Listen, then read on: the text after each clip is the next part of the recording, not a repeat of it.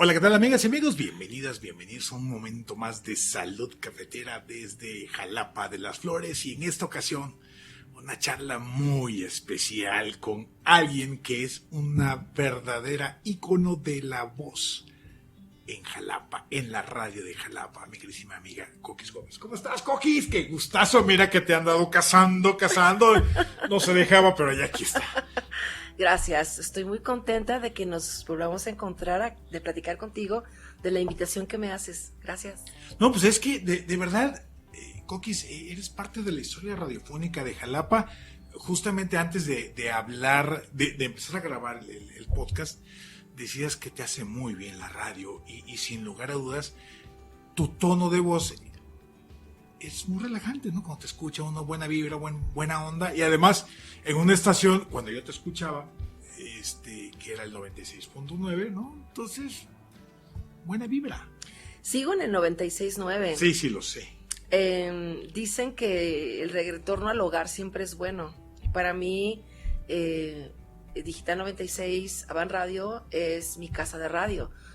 Como también lo es, por ejemplo, Radio V, aunque yo nunca he tenido un espacio en Radio V, pero ahí me formaron, ahí hay gente, y de ahí hay gente importante que me ayudó a construirme, ¿no? A hacer ayudarme a hacer lo que hago, ¿no? A llevarme por el camino, a pulirme, a muchas cosas, ahí me ayudaron, pero acá es donde he hecho radio, en Digital 96. Claro, oye, pues te ubicamos así, Uh-huh. como una locutora, como una mujer de voz cálida, como una mujer que se nota claramente que le encanta y le apasiona lo que hace, que además le gusta investigar e indagar respecto a los programas que realizas. Sin embargo, antes de llegar a todo, a la Coquis Gómez que hoy conocemos, pues hay una historia de vida.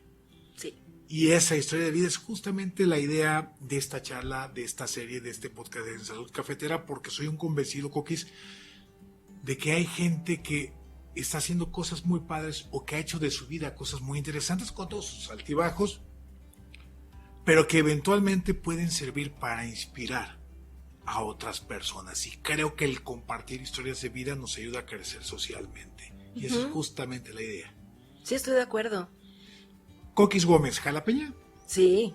100%. Sí. Vientos. Nacida y con identidad y con cariño a Jalapa, a pesar de todo. A pesar de todo. Oye, tu infancia, cuéntanos de tu infancia familiar y la primaria. Ay, bueno, pues fíjate que yo creo que fui una niña muy solitaria, y yo tenía había algo que me perseguía y que era tema de bullying, ¿no? Era carnita para el bullying, ¿no? Que en esa época se decía de otra manera, pero bueno. Sí, pero ¿cómo se decía antes tú? Pues castre, el castre, ¿no? Ay, Sí, se ve muy legal, eso es bullying. sí, pero a mí me daba mucha vergüenza mi nombre legal, ¿no? Ajá. Mi nombre. Y pues en los 80s, que es cuando yo iba a la primaria, en un mundo de Mónicas, Carlas, Ilses, María José, no sé, Sandra, yo me llamaba María del Refugio. En un mundo de Jenny, en un mundo de Thalía, Cuando ya la influencia pop empezaba a caer aquí en Jalapa. Claro, ¿no? De Carla con K, ¿no? Yo me llamaba María del Refugio. Y justamente las maestras parecía que por ahí empezaba el bullying, ¿no? O sea, por ahí era refugio. Y yo cada vez que me decía refugio, yo sentía que había hecho algo malo, ¿no? Cuando mi papá me presentaba, ¿no? Me escondía detrás de él en su pantalón y mi papá decía, yo decía, ay, es que tímida es tu hija. No, porque aparte mi papá, muy orgulloso, diles cómo te llamas. Y yo decía, no quiero. María. No, María del Refugio, ¿no? María del Refugio, ¿no?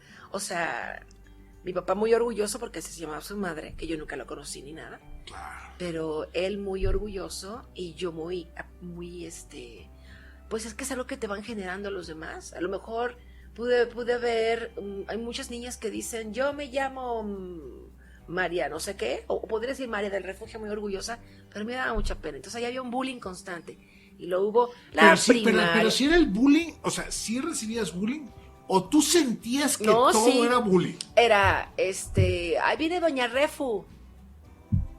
Ok. Doña Refu. Como si fuera, no sé si había algún personaje, o la señora de la tiendita, o la viejita del barrio, o no sé qué, pero era Doña Refu. Entonces, a mí, pues, en los 80s, toda esa cultura pop, yo quería que me tragara la tierra todos los días, ¿no? Yo quería, y te digo, muy solitaria, con un papá de carácter muy autoritario, dictatorial. Pues a mí, yo quería que en la escuela no existieran las vacaciones. Yo quería quedarme en la escuela todos los días. Cuando yo sabía que ya venían las vacaciones. Y que eran vacaciones largas. Ay, eran larguísimas, ¿no? Cuando ya venían las de Semana Santa, las de diciembre, y cuando venían las de verano, yo decía, no puede ser, porque además mi padre como que se jubiló, se retiró, para vivir de sus rentas, cuando yo estaba pues en la primaria, yo creo. Entonces estaba ahí en la casa todo el tiempo. Le encantaba cocinar y construir, le seguía construyendo la casa, pero ahí estaba todo el tiempo, era el ojo que te miraba, ¿no? Todo el tiempo. Entonces, pues tan pronto me veía o me gritaba dónde estaba yo y era ponerme a hacer algo. Y generalmente por cultura era, toma esa cebolla y pícala. Y yo me ponía a llorar, no sé si por picar la cebolla o por la cebolla exacto. o por la instrucción u orden dada. Sí, yo no sabía, pero yo me ponía a llorar, ¿no? Y me decía, vas a barrer. Y me daba una escoba. Y yo creo que yo de verdad barría 1 metro cuadrado, pero me aferraba tanto a la escoba, y eran de madera todavía, sí. que me salía una ampolla. Yo creo que yo no como si hubieras estado 10 horas ahí barriendo. Bueno, no. Entonces a mí me escurrían las lágrimas. Y entonces ya mi papá me veía y me decía, vete al estudio. Ay, yo me iba corriendo. Vete a leer algún libro. Y ahí tenía un libro con muchísimos libros. Yo agarraba de todo. Había una colección de los 70s o algo así, que eran unos libros no muy grandes, color naranja, ¿recuerdas? De lomo naranja. Sí. Una colección gigante, como no sé de qué obras literarias, pero ahí me leí algunos que quizás no eran ni de mi generación. Todo con tal de Norito Barrer y pues ahí me leí a Luisa Espota, y ahí me leí no sé, otros libros que llegaron a la casa, a lo mejor quién sabe por qué, ¿no? Y libros muy antiguos que quizás eran de mi papá de cuando iba en la primaria, de muchos años, porque pues mi papá nació en los 30, entonces te imaginas, ya era alguien mayor, ¿no? Claro. Pero sí, así fue. Yo era como solitaria. ¿Y tu mami? Pues mi mamá era una mujer, pues parte sumisa y parte siempre confrontando. Siempre había muchas confrontaciones en casa, ¿no? Mi padre y mi madre, ¿no? O sea, sumisa pero buscando liberarse. Parte sumisa, parte como provocando todo el tiempo, pero nunca diciendo hasta aquí me voy. Imagínate, yo siempre le decía a mi madre en el pasado, oye, pues si tú llegaste a Jalapa hace 50 años había un montón de oportunidades. Aunque no tuvieses una licenciatura y tuvieses una carrera técnica como tú la tenías y demás, habrías agarrado una plaza famosa aquí porque es una ciudad de burocracia, etcétera. Y ya estarías jubilada, ¿no? Ya habrías trabajado en gobierno del estado, en la UB, qué sé yo, pero nunca lo hizo.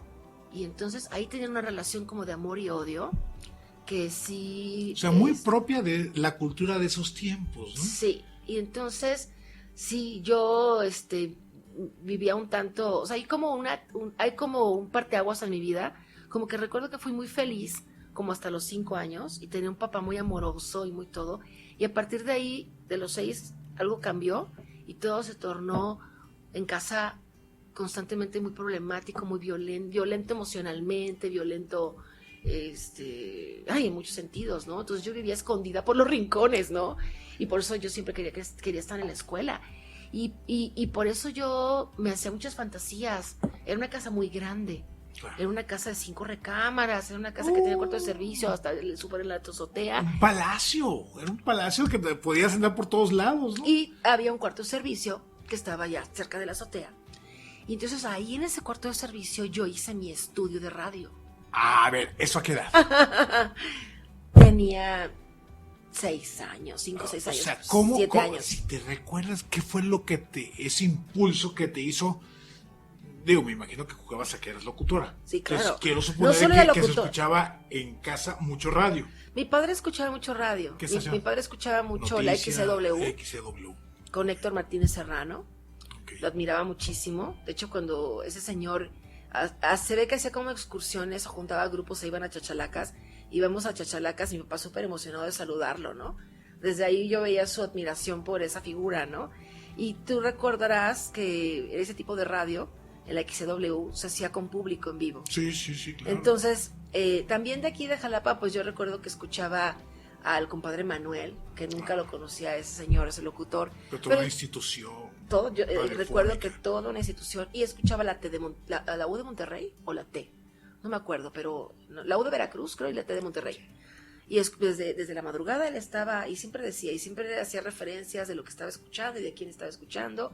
Y también le gusta escuchar a el señor Carlos Romano. Sí, claro. Carlos Romano, que estuvo toda una vida, apenas se retiró. El revistero mayor. Exactamente, ¿no? Que, por cierto, un día mi padre tenía departamentos y casas, eso vivía de sus rentas. Un día llegó para alquilarle un departamento y mi papá, por supuesto, que le dijo que sí, ¿no? O sea, para él era su héroe radiofónico. Un privilegio tener ahí a don Carlos Romano como inquilino, ¿no? Porque admiraba mucho eso. Entonces, yo creo que como una fuga, como un... Yo pensaba, cuando era niña, yo pensaba mucho en ser mayor, en ya ser mayor. O sea, yo pensaba mucho en ya independizarme, en tener mi propio departamento, en tener mi vida independiente, en no vivir con mis padres, con mi padre, porque no me gustaba lo que vivía ahí, ¿no? Y tenía mi estudio de radio, te digo, y ahí... ¿Cómo lo hiciste? A ver, cuenta. Pues no, hay detalles que no recuerdo, o sea, no sé cómo llegué a tener una especie como de mesa alta, con un banquito de una mesa alta, y no recuerdo muy bien cómo le hice, pero yo tenía con palos de escoba mis micrófonos. O sea, sí llegaste a la simulación de un micrófono tal cual. Claro, y había como un roperito, un closet, que no tenía puertas, tenía cortina. Entonces yo era locutora, pero yo también hacía el show.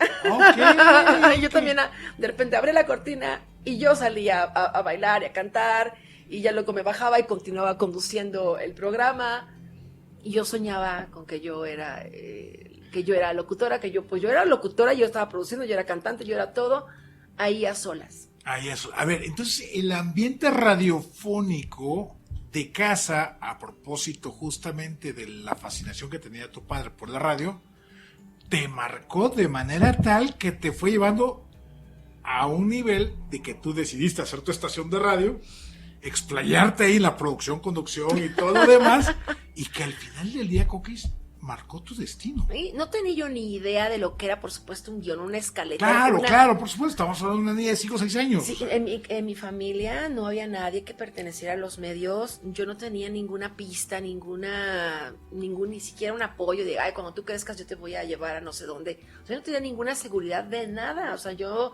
solo tenía la certeza de que yo iba a ser locutora. Y también me acuerdo un día en el que estaba en la sala, ya se había ido a vivir a la casa de una prima, y ya habían tenido mis papás otra hija con la que nunca pude hacer clic, y entonces un día estaba yo practicando mi locución, pero como no tenía mucho material de mi agrado, entonces me acuerdo que estaba en la sala, que tenía una sala como amplia, casas de los 70s, ¿no? Una sala de esas floreras verdes, ¿te acuerdas? Claro. Que estaban forradas como con enmicadas, estaban así con un plástico, es ese tipo de para salas. que no se maltratara la tela. Y entonces estaba de nuevo yo con el palo de escoba, era toda la escoba completa. Fíjate mi relación de la escoba, mi papá me la ponía para barrer y yo la agarraba de micrófono. La convertiste en tu herramienta. En mi micrófono, de pie, así, ¿no? Y entonces me acuerdo que mi primera simulación así como de un acto en el que yo lo conducía, y creo que puse a la prima y a la hija pequeña ahí, estaba en la sala, yo era mi público, mi auditorio, y yo estaba leyendo mi acta de nacimiento. ¡Oh! ¡Qué poético! A pesar de mi nombre y todo. ¿Imaginas cuánto shock? Y sí recuerdo que en algún momento cuando terminé volteé a ver y desde la cocina estaba ya mirándome mi mamá y mi papá. Uno de los pocos momentos en que los vi como juntos y que sentí que había una... Cobijo, complicidad. Exacto, hacia eso que yo mira, decía. mira. Era una de las pocas imágenes o únicas que yo recuerdo al respecto, ¿no? Y cuando estaba en la primaria, en la escuela, cada vez que yo tenía la oportunidad, que alcanzaba a tener la oportunidad, yo iba a una escuela pública, en la escuela Luis J. Jiménez, que es enorme, pero a mí en aquel momento me parecía gigantesca. Pero yo, o sea, me parece, está aquí en 20 de noviembre casi contra esquina de donde empieza Independencia. Esa escuela muy grande. Sí, claro. Me parecía, es un patio enorme. Ay, pero era enorme, gigantesca, ¿no? Y entonces hubo una ocasión, creo que estaba yo en 5º grado de primaria, y me las arreglé de alguna manera y llegué a tener la posibilidad de estar en la escolta o en el evento del acto de la bandera. Y entonces cuando me escogieron, porque todo lo fuimos planeando una compañerita y yo para llegar ahí, ¿no? O sea, todo bien planificado. Y entonces cuando me eligen y me dan mi asignación, me mandan en la escolta a llevar la bandera. Y yo, en una frustración, voy con la maestra en el recreo, espero a que esté a solas. Se llamaba Dulce, esa maestra. Digo, maestra Dulce, necesito hablar con usted. ¿Qué Todo pasa, muy formal, hija? muy seria. Sí, pero muy preocupada, muy seria, ¿no? O sea, ¿qué pasa, hija? Es que yo no sabía cómo decirle, ¿no? Su bandera, no, a mí no me importa, no me interesa, ¿no? Porque ese era como el más alto honor, ¿no? Estar en la escolta y llevar la bandera. La bandera. Porque aparte eras la alta, ¿no? La que llevaba la... Claro. Es que yo no quiero estar en la escolta ni llevar la bandera. ¿Pero cómo? Pero hija, mira que esto es el más alto reconocimiento y... Bueno, ¿y qué quieres? Yo quiero conducir el programa del acto a la bandera. Oh, o sea, tú querías el micrófono. Así. Se ha de haber puesto recontenta la que de repente se abrió el espacio para que entrara la escolta. Pero ¿te imaginas? Yo no sé si esa maestra aún viva, si le haya quedado como anécdota decir o lo haya contado a alguien. ¿Tú crees que llegó una niña y me dijo que ella no quería la bandera, no quería la escolta, que ella quería que le dieran?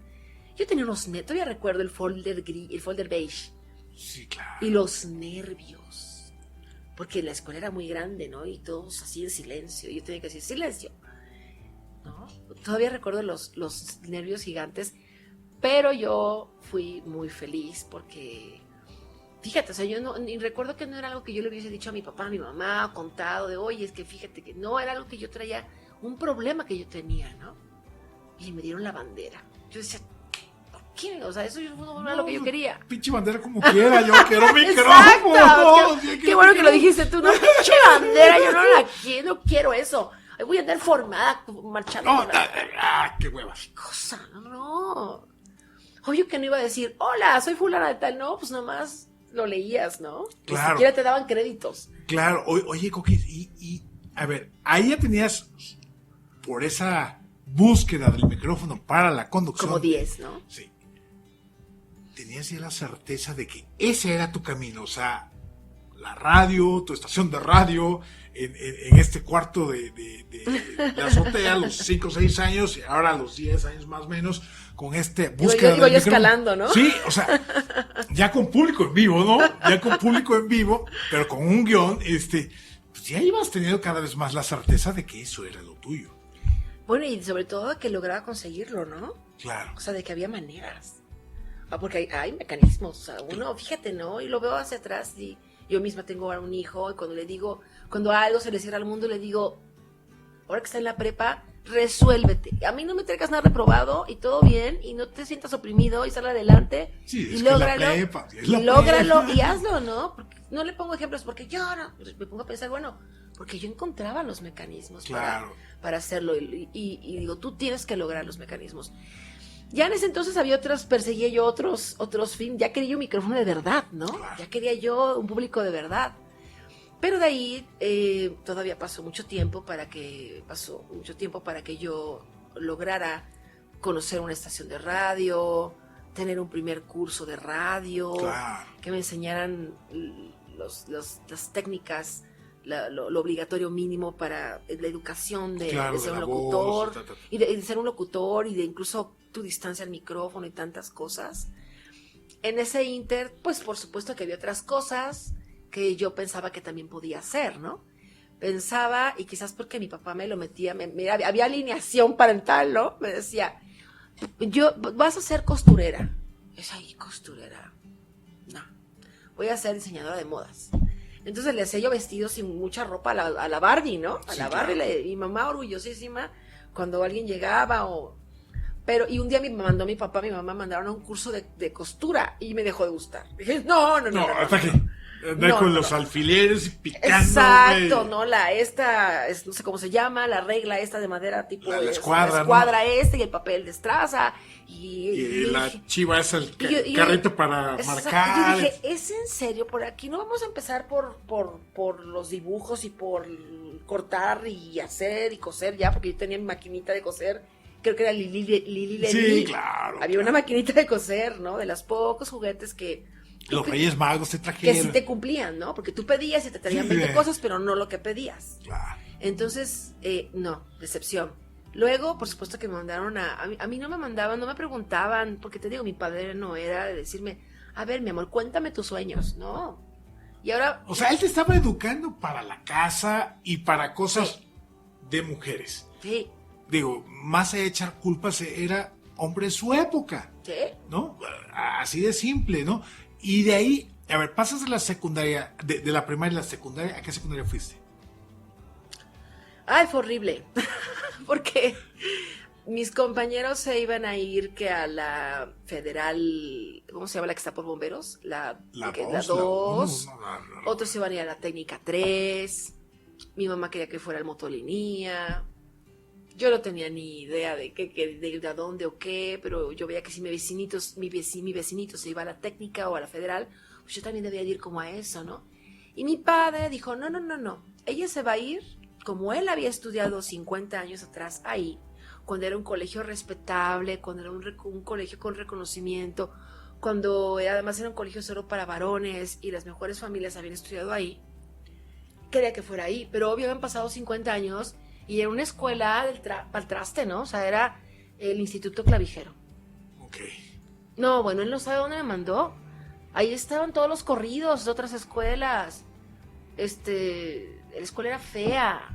O sea, Los expulsados de todos lados ahí van a parar. ahí, ¿no? Digo, hice amigos que hasta la fecha tengo, ¿no? También me di cuenta que, bueno, también había, como siempre ha habido, ¿no? Intolerancia. Hoy en día ya podemos decir es un chico hiperactivo, es un chico que tiene déficit de atención, pero antes simplemente era fuera de aquí. Desordenado, grosero, bla, Sí, bla, bla, bla. o sea, tampoco eran maleantes, solamente que, bueno, pues, Se convirtieron en valientes más adelante, pero esa ya es otra historia. pero pues quizá tenían un déficit de atención, no era, Claro. pero no eran malas personas, ¿no? Por supuesto que yo creo que yo no era fea, o sea, pero yo era muy niña, yo era muy inocente, ¿no? Yo tenía mis sueños de que quería ser también aeromoza, yo quería ser sobrecargo. La elegancia. Yo quería hacer Sí, sobrecargo, claro, en el avión, es decir, el glamour. sí, no, claro, no pensaba que en realidad era una mesera de avión, ¿no? Es lo que viene siendo, pero el modelo de mujer, prototipo de mujer exitosa. En ese yo quería entonces, ser también una sobrecargo. Luego, más adelante se me fueron ocurriendo ideas de que yo quería ser a lo mejor antropóloga. O No, sea, arqueóloga, no antropóloga, arqueóloga. Órale. Mi mamá decía, ¿qué? Para eso voy a desenterrar los huesos del patio. Bueno, no, pues entonces comunicación, derecho, pero bueno, se dieron muchos problemas y Pero ese debate ya fue hasta la prepa, o sí, sea, nada, no era secundaria. Pero en secundaria entré ahí y había un maestro, que a lo mejor muchos lo quieren o no, pero tenía una actitud terrible. Un maestro de química, que se apellidaba Arriaga, creo. Y ese maestro tenía ciertas costumbres que te lo juro que hoy serían un delito. Le divertía hacer lo siguiente, ¿no? Le tocaba después del receso, o a veces que no me acuerdo si salías cada hora o había un receso, no lo recuerdo bien. El tema está en que había mucha intolerancia y si tú eran las 10:03, de repente veía que venías caminando y te cerraba la puerta. Veía que venías caminando Claro. porque había unas escaleras Casi a propósito, en lugar de, ¡ey, apúrale eso! No, cerraba la puerta, nos dejaba fuera unos minutos y luego de eso era con falda, al frente, paradas, exhibidas y exhibidos. Hagan sentadillas. O sea, el castigo. Y se paraba allá enfrente. No, pues sí. No dudo que no me haya visto los calzones, ¿no? Y a los chicos, a nosotros eran sentadillas, a los chicos eran lagartijas. Todo el tiempo. Esa era parte de su clase de química. Hoy en día sería un escándalo, ¿no? Sí, digo, hoy en día ya no estuviera frente a grupos, ¿no? Y a mí nunca se me habían dado los deportes, nunca fue algo que mi papá procuró, que nos llevó. Digo que otro verano me mandó a un taller de tejido. Era el tema de la casa, de la mujer de casa, ¿no? Y otra creo que hice uno de bordado. Ay, no, bueno. Y por supuesto la herramienta que sí reconozco que me dio es que me mandó a inglés.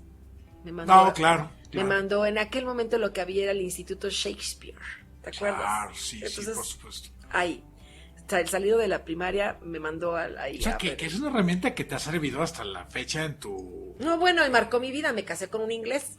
Claro. Aunque me haya divorciado, aunque había durado 8 meses el matrimonio, pero me Pero casé. bueno, desde que anduviste ahí por perfeccionar. Es por perfeccionar el inglés. El Instituto Shakespeare tuvo mucho impacto en mí, ¿no? No, sí.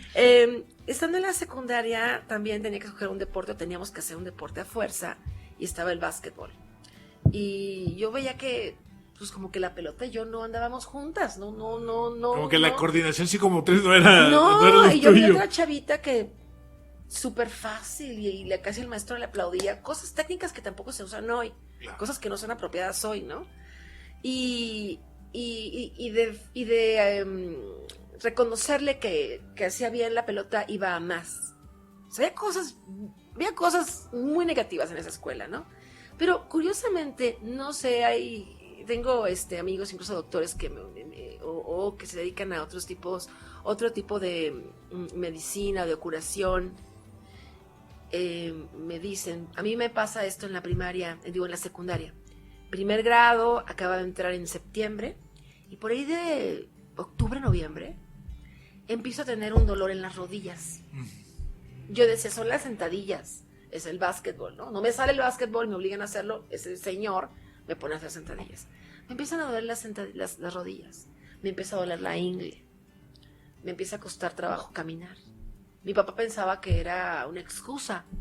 Que no quieres hacer las cosas, que eres floja, irresponsable. No, mi papá pensaba de verdad que como en ese momento sonaban, imperaban estos grupos, como recuerdo mucho Flans, ¿no? Uh-huh. Que el tipo de zapato que usabas, de pantalón, y que hasta chancleabas para caminar. Mi papá pensaba que era como una moda o algo que yo, para caminar, como que cojeaba, como que a mí me costaba mucho trabajo caminar. Llegó un momento en que yo, por dolor, ya no podía caminar y dejé de ir a la escuela porque me dolía demasiado caminar. Mi papá me recorrimos Brujos, fuimos a Tamarindo, fuimos a ver a Hueseros. Los Hueseros me dejaron peor, hasta que por fin vio también a un reumatólogo, pero nunca fue a ver a un traumatólogo. Vio Brujos y de todo, pero nunca fue a ver a un traumatólogo. Entonces sucedió algo muy curioso. Un día de diciembre, ya yo tenía dolores muy fuertes, no podía caminar y tenía dolores, no podía caminar y tenía dolores muy fuertes. Y te acuerdas cuando antes en las farmacias había las que estaban en servicio tenían un foco rojo. Sí. Entonces salieron mis padres a buscarme un analgésico y yo me acuerdo muy bien que estaba en la cama, me estaba cuidando esta otra hija más pequeña que yo tenía 12, ella tenía 11, yo tenía 11, 12, ella tenía 5, 6. Y entonces que estornudo, que a mí siempre me daba la alergia, yo siempre he sido de estornudos escandalosos. Sí. Y que siento que se me chispa la pierna, que se me sale la pierna. O sea, no fue el moco, fue la pierna. Sí. Y entonces ya, me hice pipí en la cama del dolor. Claro. Yo siento que pasaron horas. Cuando mis papás llegaron, pues esta hermanita estaba histérica, ¿no? Porque me voy a gritar, ¿no? Yo gritaba del dolor. Pues imagínate, se me había salido un fémur. Estornudé y lo que pasó fue que se me salió un fémur. Wow. Eso fue lo que le pasó. Y entonces Qué ya impresionante, qué dolor. cuando llegaron mis padres, la otra les dijo que pequeña estaba y ya mi mamá alarmada, no, ya no me duele. Yo trataba de convencerlos de que no, ya no me duele, porque ya así era, ya no me dolía. O ya había pasado la crisis, no sé cuánto tardaron, ¿no? Pero en llegar a buscar la medicina, Sí. pero ya no. Entonces ahí, fíjate, ¿no? Yo creo que mis padres, a pesar de todos sus conflictos, estaban como en una, ¿qué hacemos? Llamaron una ambulancia.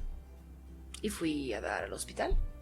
Y ahí estuve en una plancha toda la noche y todos los internos pasaron y todos revisaban y todos daban su opinión y me hicieron una lavativa, no sé por qué.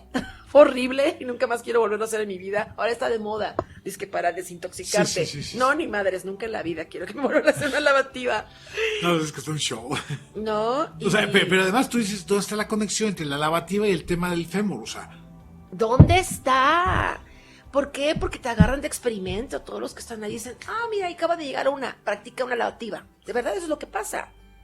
Ponle ¡carne nueva! Sí. ¡Practica! Ponle un suero. Yo después de estar casi un mes en el hospital. O sea, ¿un mes te aventaste? Sí, en el IMSS. Parecía yo yonki. Tenía yo aquí, ya no había dónde picarme, ya no había una vena en dónde. Porque todos llegaban y me ponían una intravenosa, ¿no? O sea, el suero. O sea, eras la naranja de ahí por aquí de la Dime una práctica cosa, de inyecciones y todo. llegando, ¿por qué me pusieron un suero? Si no había tenido un accidente, ni tenía un sangrado, no tenía nada. Sí tenía dolor, pero ya, o sea, ya no tenía el dolor, ya me había pasado.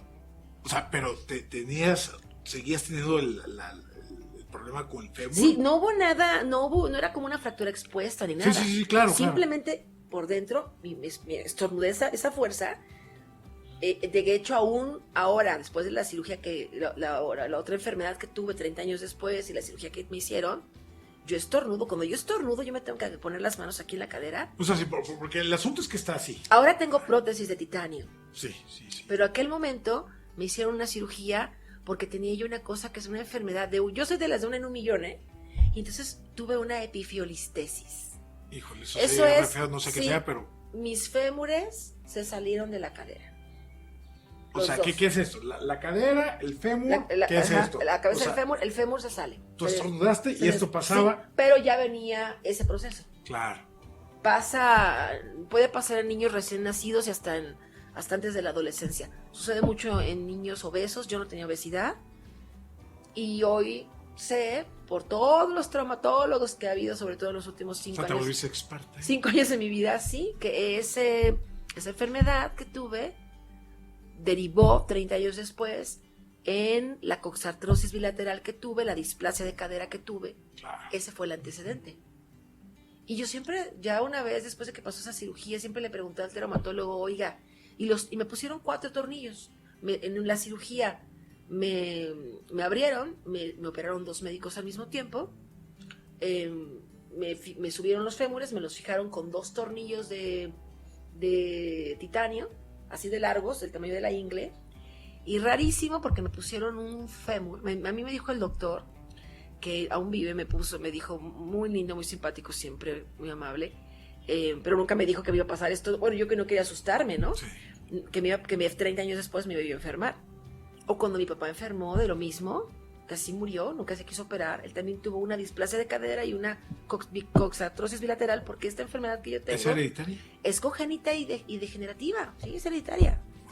Entonces me dijo el doctor, te vamos a poner un calzón de yeso. Yo me imaginaba un bikini, tú. Cuando me despierto de la moda, ¿no? No, cuando me despierto de la cirugía, yo tenía yeso de la cintura a las rodillas, con un palo en medio. Y así, o sea, inmovilizada por completo. Y así estuve 3 meses postrada en la cama. De nuevo, ahora con todos los traumatólogos que he visto y cuando me operaron y con las conversaciones que he tenido con mi médico, que está en Veracruz, le dije, oye, este yeso no era necesario. Yo creo que tu padre lo pidió. Para que amarre bien. Y para que no se mueva, porque no quiero, que tenía mucho miedo, tenía mucho temor. Y le dijeron, ¿podemos ponerle un yeso o no? Póngaselo. Sí, no había necesidad, me dijo. Solo tenían que cuidar que estuvieras. Yo ni siquiera era así como un grillo inquieto, ¿no? Pero fíjate la mentalidad, ¿no? Entonces, por eso es que te digo que hay que asumir que fue un acto de amor de tu padre. Que su madre. Sí, Casi pero, fue un calzón de castidad. pero en la ignorancia médica, digo, uno como padre, eso me asegura que sí, Y que no se va a mover y que todo va a estar bien y que yo me voy a dormir tranquilo. Porque esta no se va a caer, ni se va a desbaratar, ni nada. 3 meses con ese yeso. ¿Eso a qué edad? A los 11, 12. 11, 12. Cumplí 12 en el hospital, creo que me sacaron un día o dos antes para que yo me fuera a mi casa. Y de ahí a la secundaria. Ya no regresé a la secundaria. Perdí el año de... yo creo que yo por eso que le digo que tengo amigos que trabajan con medicina alternativa y también vinculado a la psicología y todo. Me dicen, ¿tu cuerpo reaccionó? O sea, tú ya no querías andar, tú no querías caminar, tú no querías andar ahí. O sea, no querías ir a la escuela. Yo no quería ir a esa escuela. Y yo no quería, yo estaba, vivía muy infeliz con el ambiente que había en mi casa. ¿No? Mi padre había sido infiel, había tenido, una hija con la empleada doméstica al mismo tiempo que mi madre que acababa de parir a la otra hija. Entonces se vivía un ambiente muy horroroso. O sea, ¿eso consolidó tu línea solitaria? Sí. Y te fue aferrando todavía más, me imagino, a la idea del micrófono. Porque serías tú y el micrófono. Y es que, mira, sucede algo muy, muy, muy extraño. Hace unos días lo platicábamos. Se dio el tema, me encontré al hermano de un amigo locutor también. Y estábamos en la peluquería, ¿no? Y estaba otro amigo. Y el hermano de mi amigo me decía, Coquis, te conozco como de toda la vida. Y le dice mi peluquero, mi amigo Juan, no, yo sí la conozco de toda la vida, porque mi amigo Juan me conoció cuando yo empecé a trabajar en lo que era TV+, Canal 4, con Rocoteca. Oh, sí. Que no me lo esperaba, que fue una magnífica oportunidad, ¿no? Y fue como me conoció, o sea, mi amigo me conoció hace 29 años. El hermano de mi amigo, pues me conoció quizás hace 20. Entonces, los dos coincidían en que yo era muy tímida, que yo era muy cerrada, ¿no? Que yo era así como muy... ¿Tímida al nivel de desconfianza? Tímida. Así como que... Tímida al nivel de desconfianza, tímida al nivel de...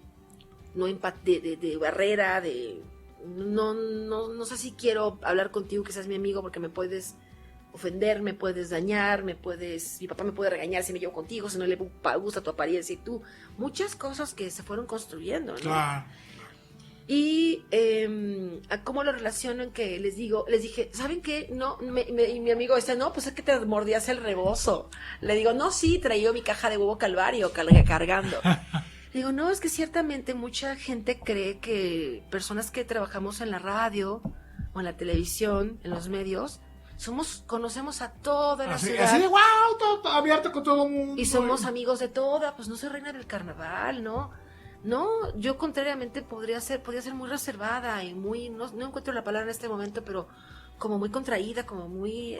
¿Selectiva? No. Fíjate que no era un tema que yo dijera, no, es que con él sí, con él no. Con ella sí, con ella no. No, yo sí, no me era fácil, y no tenía un montón de amiguitas, ni nada de eso, ¿no? No sé cómo concursé en la prepa y fui princesa primera. Okay, no sé. Vamos a la prepa. Vamos a la No sé prepa. cómo llegué ahí, pero nosotros, o sea, sí tenemos, por un lado hay esa conexión con el micrófono y con mucha gente que te está escuchando del otro lado, y es maravilloso recibir la retroalimentación y hacemos todo esto, pero por otro lado en persona no es fácil. Claro. Oye, ¿a qué prepa fuiste? A la Jalapa. Ahí sí se me cumplió mi sueño. Yo no sabía si también era de donde iban los corridos o los reprobados o no, pero yo siempre desde que pasaba por ahí, estaba muy chavita, pasábamos por Plaza Cristal, era otro Jalapa, era muy diferente, aunque se veía que estaba ahí, pero aunque está detrás de la vía, estaba ahí, yo veía, ¿no? El ambiente, yo veía el uniforme, yo veía a los que iban ahí, yo le decía a mi mamá, yo quiero ir a esa escuela. Sí, cuando crezcas, pero yo quiero ir a esa escuela, ¿eh? Ahora sí tuviste la capacidad de decir a esa. Y cuando iba a entrar a la prepa, yo creo que ya, no sé, a lo mejor mi papá sí dijo, bueno, ya, ¿no? Ya por fin que vaya una que sí, que le entusiasme, ¿no? Y que quiera. Y más después la experiencia de la secundaria, pues, bueno, pues ya. No, y además, de nuevo, el hermano del director de la prepa, era inquilino de mi papá también, ¿no? Entonces, había como cierto vínculo de que hacía que había confianza. Pero mi papá De nuevo, mi papá me dejaba en la puerta de la escuela y me recogía en la 10 para la hora. Él ya estaba ahí en la puerta esperando. Y antes de salir ahí en la reja de la prepa de la Jalapa había como un árbol y una bardita donde te podías sentar ahí. Sí, sí, sí.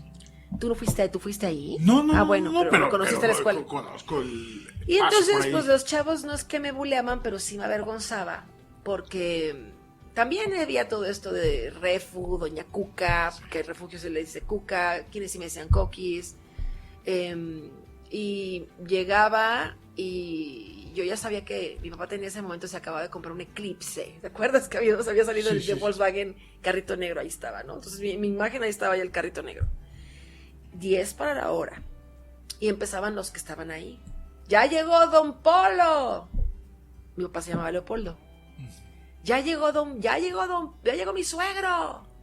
Ya llegó Don Polo. Y yo salía de verdad, sí, mordiendo el rebozo, así, sin mirar a nada, directo al carro, porque aparte mi padre me decía, y no quiero verte con ninguno de esos lagartones.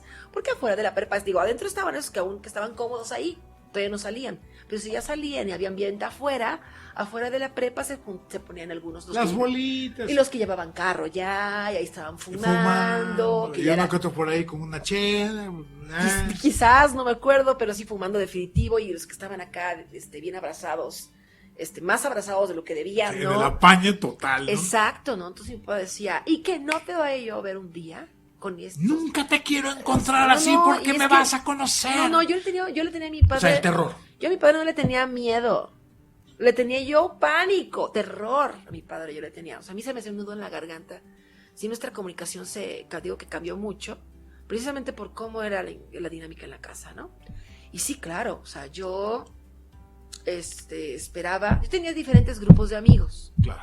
Aunque en el salón siempre me sentaba como de la mitad para atrás. Ahí estaba yo cómoda. Y ahí me llevaba yo con... El incógnito. Un poco, y ahí me llevaba yo como con los malos, ¿no? Con los... Tenías comunicación con los de atrás, ¿no? Con los de atrás, ¿no? Y también con los de adelante. Entonces tenía yo una amiga que era súper nerd y con ella me ayudaba a hacer la tarea. Y así me podía llevar como con todo el salón, con las que eran hipócritas y eran las que supuestamente eran como las renitas de la escuela, y atrás con estos vagos, ¿no?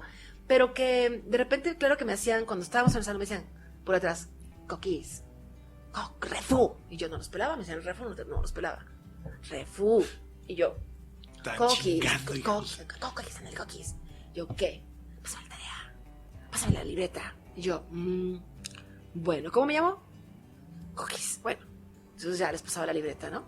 Y entonces, sí, eso me ayudaba a no tener tanto bullying, ¿no? Sí, había que buscar estrategias. Claro, claro. Porque te digo, yo me llamaba refugio cuando había, Talinas, y había, Mónicas, y había Anas, y había Carlas, y había... Sí, claro. Y a esa edad se notaba más todavía. Sí, ¿no? O sea, entonces... Que era ya la época de las discos y todo ese tipo de rollos. O sea, la cultura pop ya era así bien asentadita, ¿no? Y es que, digo, en la prepa además el ambiente, y tú debes de recordar, o sea...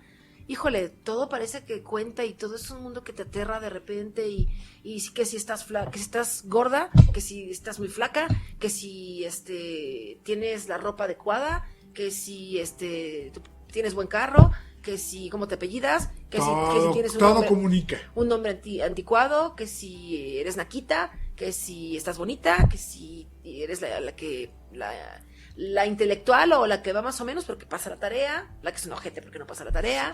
Entonces, sí, la prepa es algo, sí, o era en ese momento para mí, así, vivirlo por lo menos ahí era así, no sé cómo eran las demás, ¿no? Y ahí llevé toda la prepa, ahí yo era muy feliz, yo fui muy feliz ahí haciendo la prepa, toda la prepa la hice ahí. Ok, y ya, ¿cómo se fue definiendo tu futuro universitario? Pues, digo que yo tenía la idea de estudiar comunicaciones, pero en ese entonces, ese Jalapa, aún no había una universidad aquí que lo ofreciera. Apenas estaban con lo de la Universidad de Jalapa, con la UX, con esa carrera. Había que irse a Veracruz. Y a mí la verdad el calor nunca me ha gustado, ¿no? O sea, irme a Veracruz. Además, en esos años como que tienes yo tenía ahí un issue con mi papá, que era esto que yo le tenía como miedo, ¿no? Y a mi mamá piques, ¿no? De repente, entonces ya no sabes qué con quién, ¿no? Y me decía, y algo por ahí oí de que mi mamá decía, o mi papá llegó a decir, sí, pero se va a ir tu mamá contigo. Dije yo, no, ni madres. Menos. No, ni madres. Dije yo, no, ni madres. Yo a Veracruz no me quiero ir.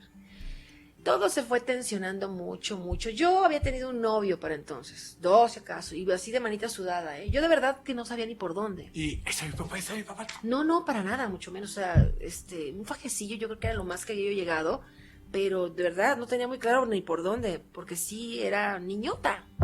Era... O sea, ahora sí que de labios virginales prácticamente. Sí, de verdad, totalmente. Y entonces, pues tener un novio, pedir permiso, que yo tuviera un novio era como un rumor nada más, ¿no? Entonces, si llegué a tener un novio que se aproximó a la casa, fue uno nada más. Me acuerdo de un niño muy lindo, y que no parecía peligroso ni lagartón, ¿no? Y otro novio por ahí de la prepa que fue 1 o 2 que fueron de manita sudada, y que, ni de manita sudada, porque uno me cortó porque dijo que parecía un noviazgo un noviazgo pendejo de secundaria.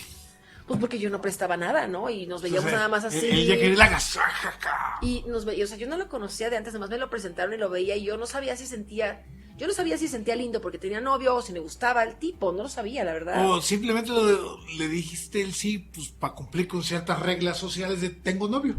O porque las demás decían, oye, es que le gustas a tal. Ay, ya, y yo no había tenido novio, ¿no? Entonces yo decía, ay, bueno, a ver qué se siente tener novio, ¿no?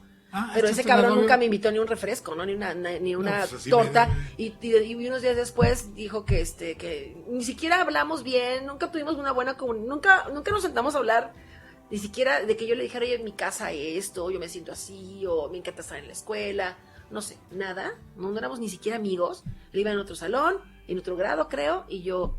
Entonces era así como que creo que nos dimos un beso así de pico. Y obviamente el tipo se aburrió después de una semana. Y a mí me dolió porque de inmediato se hizo novio de otra, ¿no? Entonces, aparte me dolió. ¿Por cómo iba a doler? Si yo lo veo, no sé hace cuánto tiempo lo veo aquí, viven aquí. Y digo yo, eso, ¿por qué me gustaba ese tipo? El tipo no me gusta, no es ni mi tipo ni nada. Entonces fue efectivamente la presión social. Era la presión de que, ándale, bueno, pues... Anda, dile que sí. Y tener novia, a ver qué se sentía y qué pasaba. Pero te digo, ni un refresco me compró ni una torta. Luego, otro,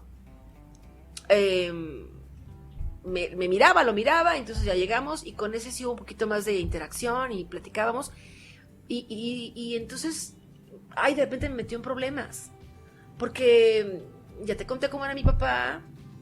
Y entonces de repente se aparece afuera de mi casa en la noche con una serenata. Así bien a lo macho, ¿no? Aquí vengo a orinar el territorio, ¿no? No, ni tanto. Yo creo que estaba genuinamente enamorado. O sea, quería seguir la tradición. Yo en ese entonces estaba esta telenovela que muchos han de recordar, de Cadenas de Amargura. Yo me sentía la protagonista de Cadenas de Amargura. Claro. De verdad, así vivía yo, ¿no? Y este se aparece con serenata y Dios mío, yo dije, mi papá me va a matar, sí, ¿no? Y me hablaba, y no había teléfono celular. Ya había. Sonaba el de la casa. Sí, ya había teléfono, pero solamente lo llevaba un fulano de la escuela, era el único que llevaba celular, y el más fresa de todo. Sí, que tenía carro, que le habían dado carro, todo, y era tan ridículo que lo cargaba ahí en el salón. ¿Para qué lo llevaba? Era como los Panasonic de hoy que se carguen, que tenían así un cuadro para cargar, y ahí lo conectaba para que todos viéramos que tenía.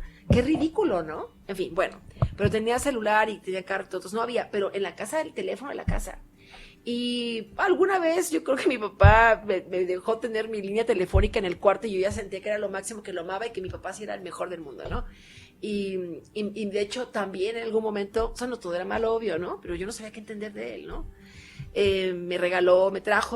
Viajó de un viaje, me trajo un teléfono, no sé, ¿los recuerdas? Que eran transparentes. Sí.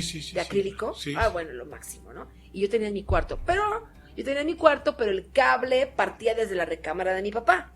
Cuando mi papá... desconectaba, se acabó el juego. Claro, o mi papá agarraba la bocina y se ponía a escuchar, cosa que se me hace terrible y tremendo. No importa cuánto quieras cuidar a tus hijos, esa no es la manera.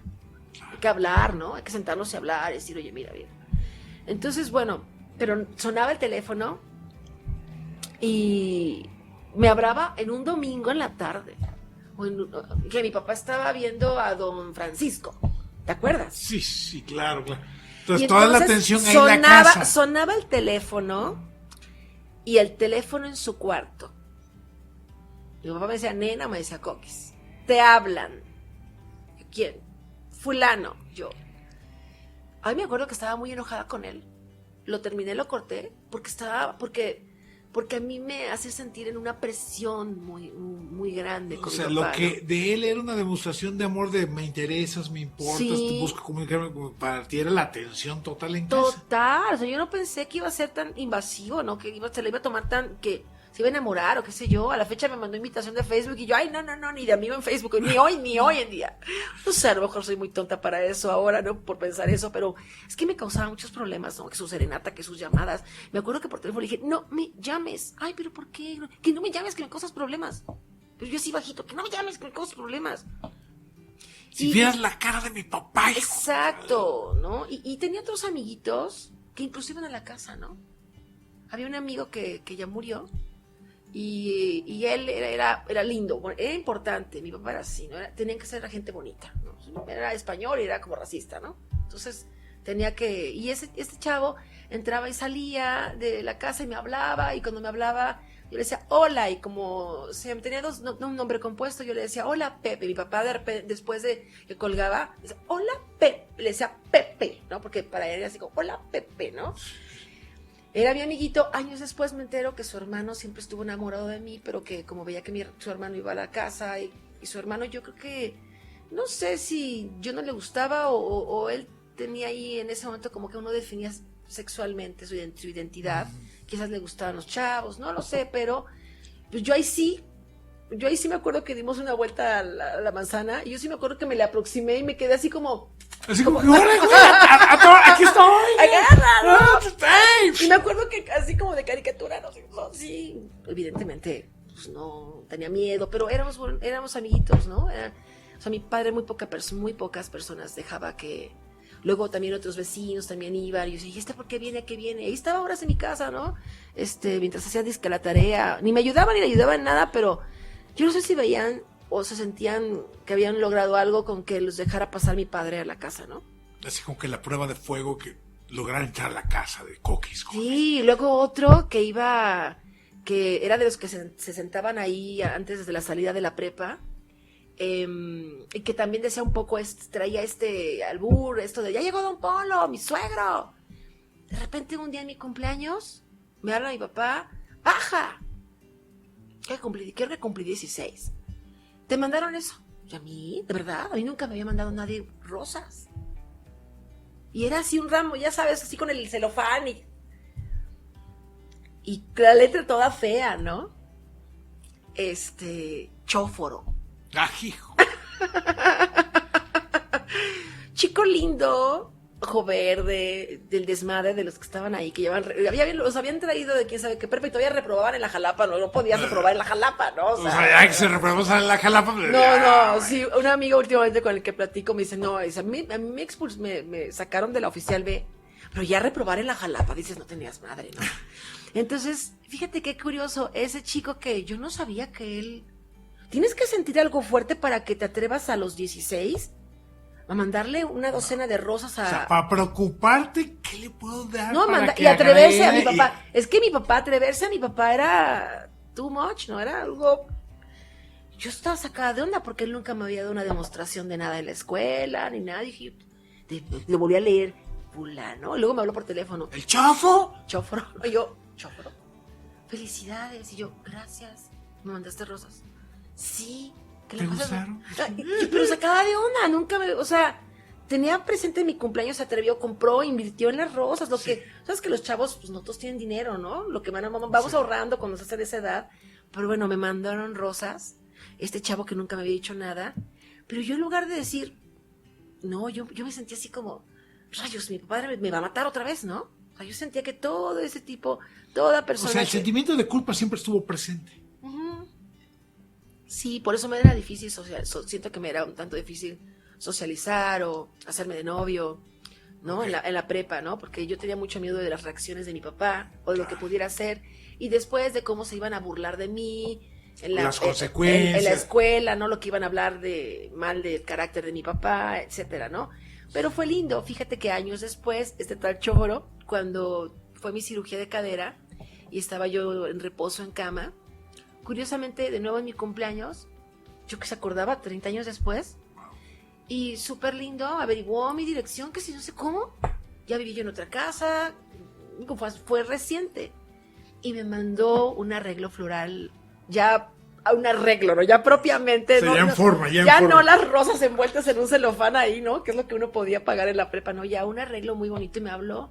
Yo, hola, qué gusto, creo que me mandó un inbox y ya después de ahí le di mi teléfono, me habló. Le digo, oye, ¿cómo estás? No, pues vivo no sé dónde, soy papá, tengo 2 hijos, ¿tú cómo estás? Supe que te operaron, ¿cómo estás? Lindo, ¿no? Las cosas lindas que pasando los años. De nuevo, inimaginable que Chóforo apareciera de nuevo en mi vida. ¡Saludos a Chóforo! Hacía Chóforo de Perote, el Chóforo. Y O sea que eras su crush. era yo su crush, pero no, yo ni lo sabía, ¿no? Claro. Son las cosas lindas que rescato de la prepa, ¿no? Esos enamoramientos o esos crush que te hacían sentir bonito. Claro. Y pues, de nuevo, yo ahí no tenía muy claro en lo profesional. Pensaba que me llamaba mucho la atención también ser abogada. Decía yo, si soy abogada penal, suena poderoso, me va a empoderar, ¿no? O arqueóloga. O comunicadora, pero no me gustaba la idea de comunicóloga Y además porque era hasta Veracruz y además tenía que ir tu mamá. Entonces, ¿qué resolviste? yo quería irme a la Náhuac de México. Yo quería irme a la UAM de Xochimilco. Claro, claro. Pues resumí que salí de la prepa a los 17 cumplidos, porque por mi cirugía y como presenté un examen de secundaria, entré un poquito antes a la prepa y ahí se me ajustaron los años. Y estos sentimientos que tenía con mi papá y esta relación tan extraña, me dejaba de hablar por meses, por cualquier cosa. Mi padre me dejaba de hablar. Es donde te digo que eso es violencia. Claro. Me dejaba de hablar por meses. Y la última vez que me dejó de hablar, que no me acuerdo ni por qué se enojó, había anunciado que si yo estaba en la cocina comiendo, él no iba a comer. Si yo estaba en la cocina era un drama, porque llegaba, hacía berrinche, no comía y se volvía todo un problema entre mi mamá, mi papá, mucha tensión. O sea, tenías que andar mediando esa parte. Y si él estaba en la mesa comiendo, yo no podría sentarme a comer ahí. Pues entonces vivía yo en mi cuarto encerrada. Si llegabas a la cocina, te servías. No, mi mamá, buena onda, me llevaba una charolita. Me la llevaba desde antes, ahí la tenía yo. O me la llevaba de escapadas ahí después. No me decía, oye, come. Porque yo no podía bajar. Así Sí, eran ¿qué relación? no, sí, la verdad es que si mi padre fue una persona, alguien llegará a ver esto y ni se lo imagina, ¿no? Pero sí era eso te lleva a terapia el resto de tu vida, No, claro, por supuesto. Y entonces, un día, yo sentí que me iba a suicidar, ¿sabes? O sea, sí llegaste a tener ese sentimiento. Esos pensamientos. Esos pensamientos, sí. Sí. Y mi padre no tenía límites también como para acosarme y para, me llamaban por teléfono, ya no el novio ese impertinente, amigos que ya habíamos salido de la prepa. Había un amigo que en particular sabía que a mí me gustaba eso de la radio, ya había yo ido a un cursito, me acuerdo, una amiga me dijo, oye, vamos a Radio V porque van a dar un curso de locución, o una clase, una introducción. Ya había yo tenido un primer encuentro con el micrófono, fuimos creo que a escondidas a Radio V, ya. En Clavijero. Sí, también ya había tomado preciosa casa. Sí, ya había yo tomado, y los estudios antiguos. Sí, claro. Ya había yo tomado también un curso de fotografía, también como medio escondidas, ¿no? Y me habló por teléfono un amigo para decirme, oye, fíjate que va a haber un casting en el 4 más, ¿por qué no vas? Y yo, no. Me dice, oye, ¿no está tu papá escuchando? Y entonces siempre te tenía cableada, ¿no? Y entonces sí estaba escuchando. Y en ese momento que le dice, sí, aquí estoy. Ay, no inventes. Trágame tierra. Sí, trágame tierra. Colgué en ese momento, me puse a llorar, lloré muchísimo, porque no era la primera vez que lo hacía. Y ya tenía un trabajo. Había yo salido de la prepa y tenía mi primer trabajo como guía del Museo de Ciencia y Tecnología y me pagaban a la quincena 258 pesos. Y entonces, en esa noche, en mi desesperación, entré como en crisis, dije, me voy. me voy. O sea, ¿ya qué hago aquí? No tenía yo novio con quien irme, ni tenía tíos, ni abuelos, ni primos, ni nada, me voy. Calculé, con esos 258 a la quincena y lo que será el mes, me alcanza. Yo no sé lo que es un ser pupila en un lugar, pero no puedo más. Agarré mi mochila, le eché unos jeans, mi chamarrita, O sea, de mochilazo. Sí. Fui, lo confronté, le enseñé de nuevo mi acta de nacimiento y le dije, dime dónde dice aquí que soy de tu propiedad. Fue una confrontación, no se lo esperaba. Creo que ni yo me lo esperaba. Se quedó helado. Dije, me voy. Ya tengo como mantenerme y me voy. Y me fui. Y nunca volví.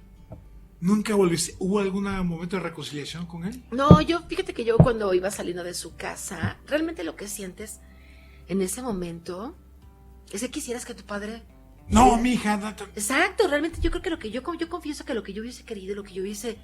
Era que detrás de mí saliera mi papá a decirme, hija, me abrazara, me dijera, no, a ver, ven. Vamos a platicar. Discúlpame, ¿no? ven. Pero eso no pasó. Eso pasaría muchos años después y poco antes de su muerte, que un día me abrazó sin razón y me dijo, perdóname. O sea, sí hubo un proceso de reconciliación. No propiamente, porque de pero... todos modos es muy triste y eso me ha llevado mucha terapia de nuevo. Mi padre murió y sin hablarnos, porque de nuevo me retiró la palabra. O sea, perdóname, pero regreso lo mismo.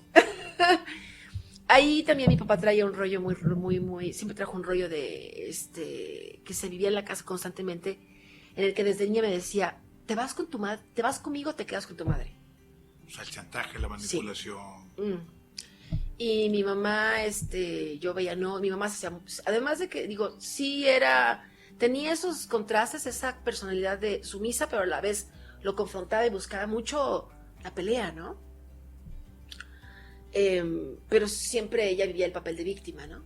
Entonces decía, no, mi mamá pobrecita.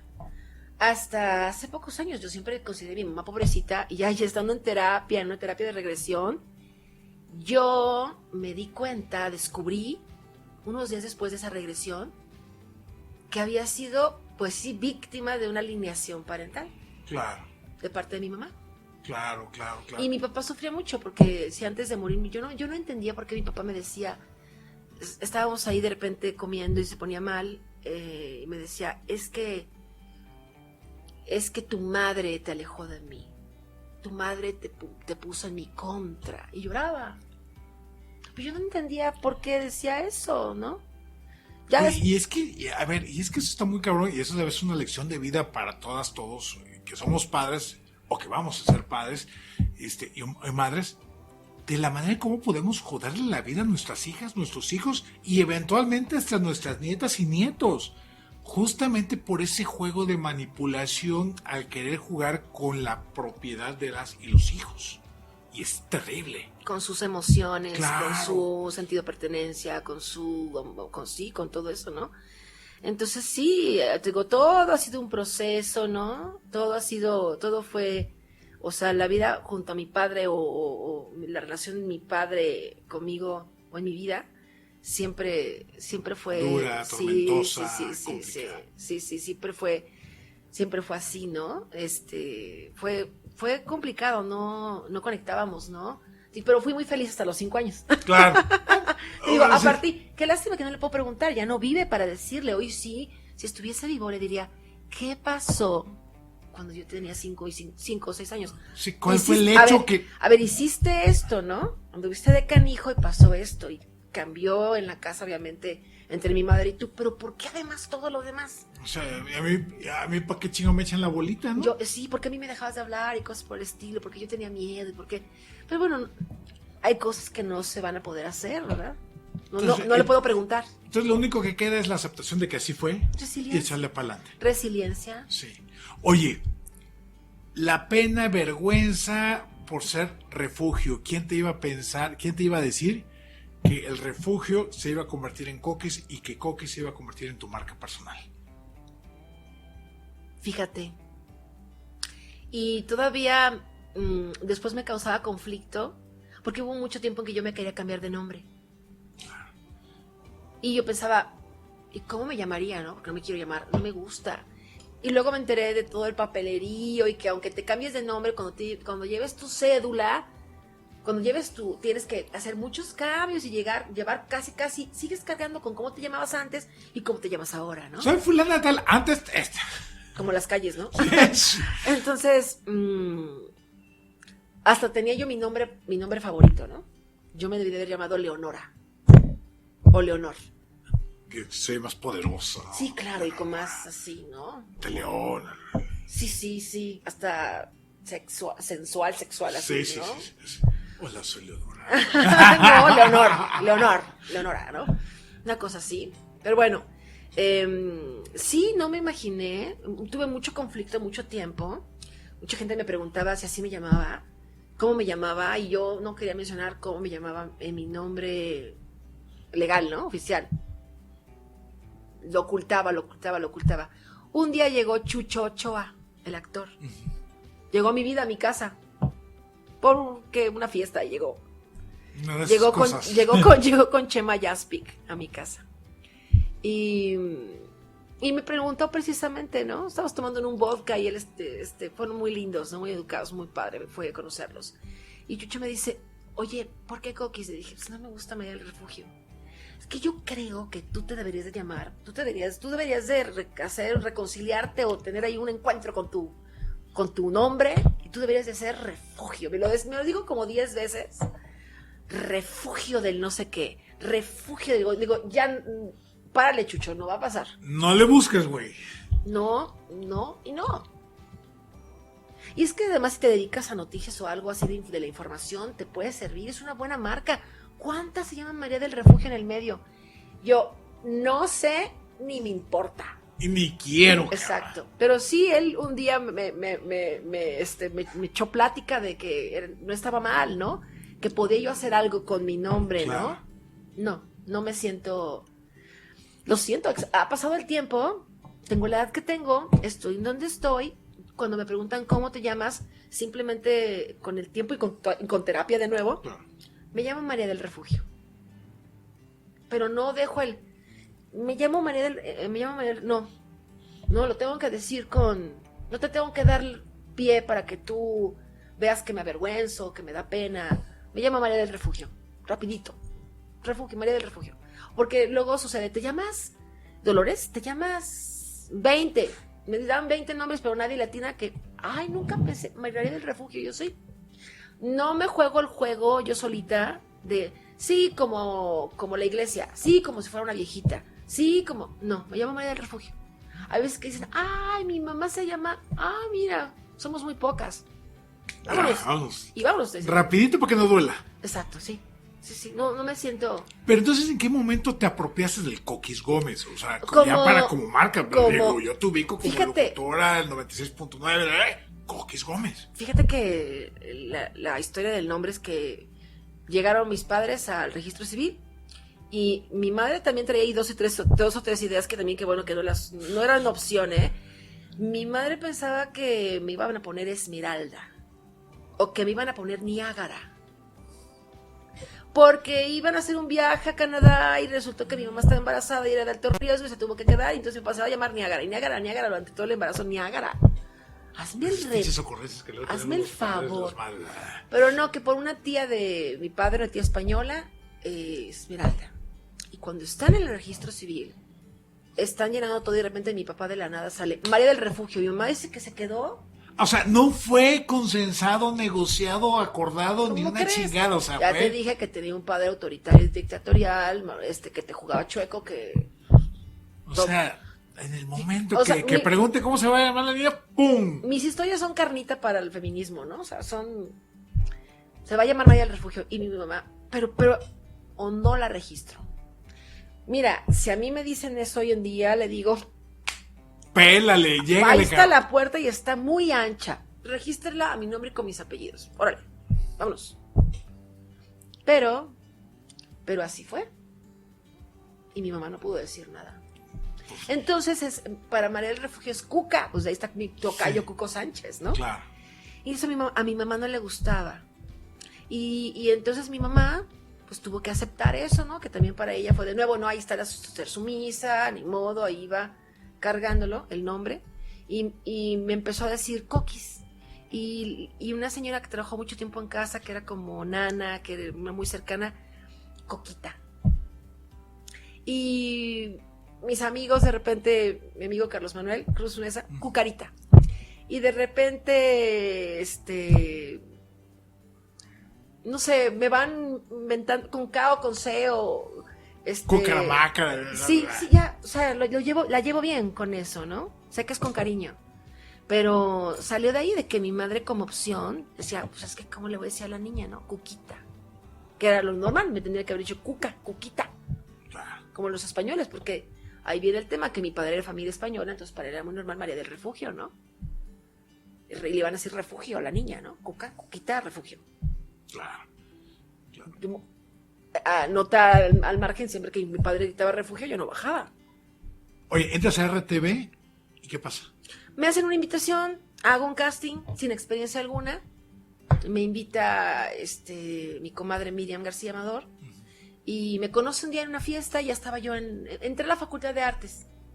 Todo pasó así como al mismo tiempo. Entré a la Facultad de Artes porque yo ya estaba frustrada, yo no iba a estudiar. No sabía qué quería hacer, iba a trabajar. Entonces dijiste, aunque sea de artes. Mi mamá y una amiga dijo, oye, mira, va a haber examen de artes, tú que tomaste el curso de fotografía que te gustó mucho y que lo hacías muy padre, pues ve. Y yo, no, ve, mi mamá ve, mi mamá está, ve. Pues voy. Y pasé. O sea, tienes que estudiar y sí. Esto, ¿no? Mira, y se le parece a comunicación, no se le parece nada. No, además fue el tiempo que él fue en aquel momento de la devaluación. Híjole, sí. El papel, todo lo que necesitabas para estudiar fotografía era carísimo. Pero... Sí, fotografía en ese entonces no era lo de ahora que tomas 50,000 fotos y no hay problema. Con un teléfono no, tenías que tener una cámara reflex, etcétera, etcétera. Cuidar cada toma y además cuidar que no se te velara. Y por el estilo de enseñanza y por el plan de estudios de aquí de artes, pues lo que te enseñaban era blanco y negro. Entonces claro. El papel Ilford, carísimo, la película Ilford, tener todo como las cosas como se hacían, salía carísimo, ¿no? Todo artesanal. Y la terminé, creo que de ahí aprendí mi apreciación hacia el arte, la fotografía la vinculo a la comunicación y al marketing. Okay. Y después de estudiar ahí, mientras estaba yo en artes, ahí conocí a un chico que me lleva a una fiesta donde conozco a Miriam García y de ahí Miriam me dice, tú podrías conducir el programa de Rocoteca, voy a hacer un casting. O sea, sí que la idea es, estamos enfiestados. ¡Tú! Oye, tú te verías bien en televisión, estás chava, te gusta la música. Porque además, para este tipo de cuestiones de videos y esta persona tira bien a la cámara. O sea, sí, tira bien. Oye, tú debes de tirar bien a la cámara, sí, claro. Pronuncias bien en inglés. A ver, ¿qué te gusta? Así me preguntaba, ¿y qué escuchas? Si te gusta David Bowie, porque ella va a David Bowie, ¿no? Entonces, ¿te gusta esto? Y te gustan los Rolling, y te gusta Led Zeppelin, y yo amaba Led Zeppelin. Ah, pues voy a hacer un casting. Pues la herencia del inglés y le de todo. Pues a mí me gustaba la música en inglés. O sea, yo la escuchaba desde que estaba en la prepa, ¿no? Que fue cuando me volví a relacionar con la escuela y todo. Yo escuchaba a mi comadre, que en paz descanse, a Gina Sotelo, ¿no? Claro. A mi Gina, yo la oía, ¿no? Yo era fan. Y tuve la bendición de después ser amigas. Claro. Pero yo escuchaba a Gina Sotelo, yo escuchaba... Tuve una gran escuela, ¿no? De escucharla, yo hice escuela, ¿eh? Nada más de escucharla aprendí. Escuchaba digital las 24 horas. Entonces, bueno, me dicen, haz un porque además era la estación alternativa si no querías tropicosas, ¿no? Era maravillosa, ¿no? Era maravillosa. Mi espacio sigue siendo maravilloso, ¿no? Pero, claro. Fue un gran momento de digital. Sí, sin lugar a dudas. Digital iba a los premios Grammy, ¿no? Fue a muchas cosas, ¿no? En otros tiempos. En fin. Entonces, ¿fuiste al casting a Rocoteca? Fui a 4 más, hice el casting, bueno, me quedé. Y estuvo padre, me tocó como compañero Baltasar. Baltasar es amigo hasta la fecha, pero en aquel momento era rudo, porque él era el titular del programa, ¿no? Pues yo era una chavita, ¿no? Y ya habían pasado por ahí, era un tiempo en el que habían estado haciendo como casting cada semana, y habían pasado por ahí chavitas, pues niñas muy guapas, de dinero, que tú ves cuando hay, ¿no? En la producción. Hay producción, y estaban ahí un programa y ya, ¿no? Entonces el que yo me quedara, O sea, estuvieron rolando como en calidad de atractivo visual, válgase la expresión, no quiero que se me ofendan, o sea, eran las expresiones que se usaban en esa época, sí, ¿no? Estaba en un programa y a ver, vamos a ver, te invitamos. Entonces, bueno, hice yo mi casting, hice un programa y me quedé. Te digo, era complicado porque pues Walter era el titular y de repente era canijo, ¿no? O sea, ahí tenía actitudes. Sí te novateaba, sí, te novateaba. Claro, me barría y me exhibía y hacía cosas así, ¿no? En fin. Pero fue transformador para mí, fue como me definió, aunque la vida te mandó por este lado, sí, tus sueños sí se puede hacer, o sea, sí puedes hacer lo que quieres, ¿no? Y... O sea, no te fuiste directo, fuiste por atajos, veredas, todo, pero llegaste a donde querías ir. Llegué a donde quería ir. Era complicado porque salir en televisión, no hay como ahora que tienen un departamento de marketing y puedes tener un patrocinador que te preste la ropa cada semana. O sea, era complicado, ¿no? O sea, yo tenía que tener... ¿Qué ropa voy a llevar hoy? No, híjole. Yo tenía mi pequeño ajuar, me decían, y luego de repente me decían, oye, es que tú te vestías de negro, mucho de negro. Pues es que era lo más fácil. Lo más fácil. Es que yo tenía 2 jeans negros, otro vestidito, otro pantalón, unas playeras, y yo jugaba con eso. Ay, es que tú eres dark. No soy dark, pero es que te vistes de negro. ¿Cómo te cuento? Y además la mezclilla era... Y la mezclilla, ¿no? Mezclilla negro. Y además que iban con el concepto de el rock y del rock y todo. Pero así, porque sí, yo era muy limitado. Yo tenía muy limitado. La relación con mi papá no se restableció. Llegamos de repente con el tiempo, alguien intervino y bueno, ya mi papá que venga a comer y espero. Mi papá no me pasaba dinero. O sea, estabas en la sobrevivencia. Pasado el tiempo, me dio un cuarto de azotea de uno de sus propiedades en un edificio y ahí viví. Tu departamento, ¿no? Ahí viví en un cuarto de azotea mucho tiempo, varios años, hasta que me pasé a un departamento que estaba junto, que tenía todo el piso, con la ayuda de mis amigos de la universidad. Ahora sí que llegamos paracaidistas. No, mi papá estaba furioso. Yo le dije, no puedo seguir viviendo en ese cuarto, ya he vivido muchos años en ese cuarto, soy tu hija. Fue un lío, fue un show, fue un escándalo. O sea, le expropiaste el departamento, la planta esa. Era un departamento muy bonito, ¿no? Para mí era ideal, porque pues yo era chava, estaba en artes y tenía mi piso, literalmente mi piso. Y la flota artística. No había fiesta y quejas y chismes todo el tiempo de que su hija hizo fiesta y hasta la madrugada. Somos creativos. Sí, o sea, no queremos límites. O sea, en eso estaba lo máximo. Yo me sentía lo máximo, estaba en Rocoteca, tenía el programa, eso me hacía muy feliz. Estaba estudiando la carrera, Choco derecho ahí iba, yo le echaba ganas porque pues es lo que había. Lo que podía aprender, lo aprendía. Tenía mi departamento que era un sueño para mí, ¿no? Ya tenía una recámara, una cocina, tenía ya una sala. Aunque estuviera vacía, porque me acuerdo que mis sillas eran de esas como las de Coca-Cola, de esas de plástico, claro, ¿no? De superior. Y ahí en otra habitación por fin pudimos hacer un laboratorio, ¿no? Estábamos bien contentos todos, ¿no? Pero no tenía yo un carro, no tenía yo para comprarme ropa. Yo tenía lo que me pagaban en el canal, en TV+, pasaron 7 meses y ni un peso, hasta que por fin me pagaron un sueldito. Claro, quincenal. Y sueldito es sueldito. Pero bueno, ya tenía yo un sueldito. Claro. Y mi mamá tenía una papelería y me ayudaba. Fíjate. Exacto. Y eso es lo que había. ¿Cómo llegas al 96? Primero, termino la facultad y digo, bueno, ¿y ahora qué? Sigo en RTV y de repente conozco a alguien. Había habido un movimiento en lo que es TV Azteca, que lo recuperó TV Azteca desde México. Sí, que había empezado como Veravisión de Oriente. Sí.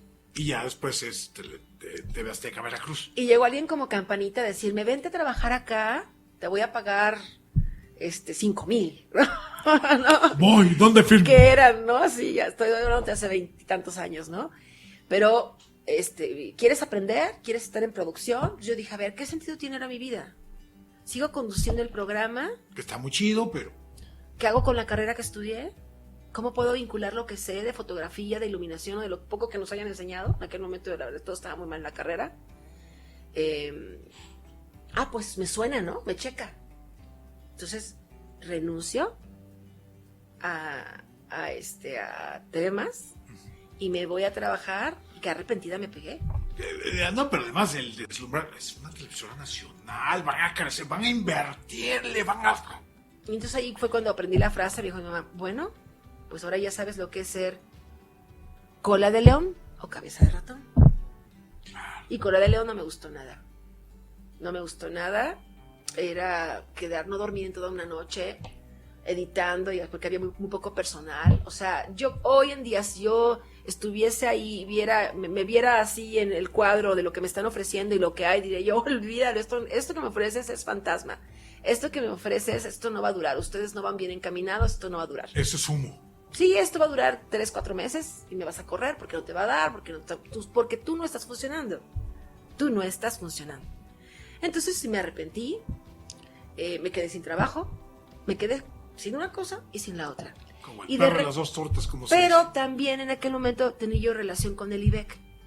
Y entonces Rafael Arias me estimaba mucho, me apoyaba mucho, fue una persona importante que también me ayudó a sobrevivir, porque llegó un momento en que tuve un trabajo en el IBEC, un trabajito así como de va a tomar fotos, va a haber un evento, vigila no sé qué cosa, tareitas, un sueldo pequeño, ¿no?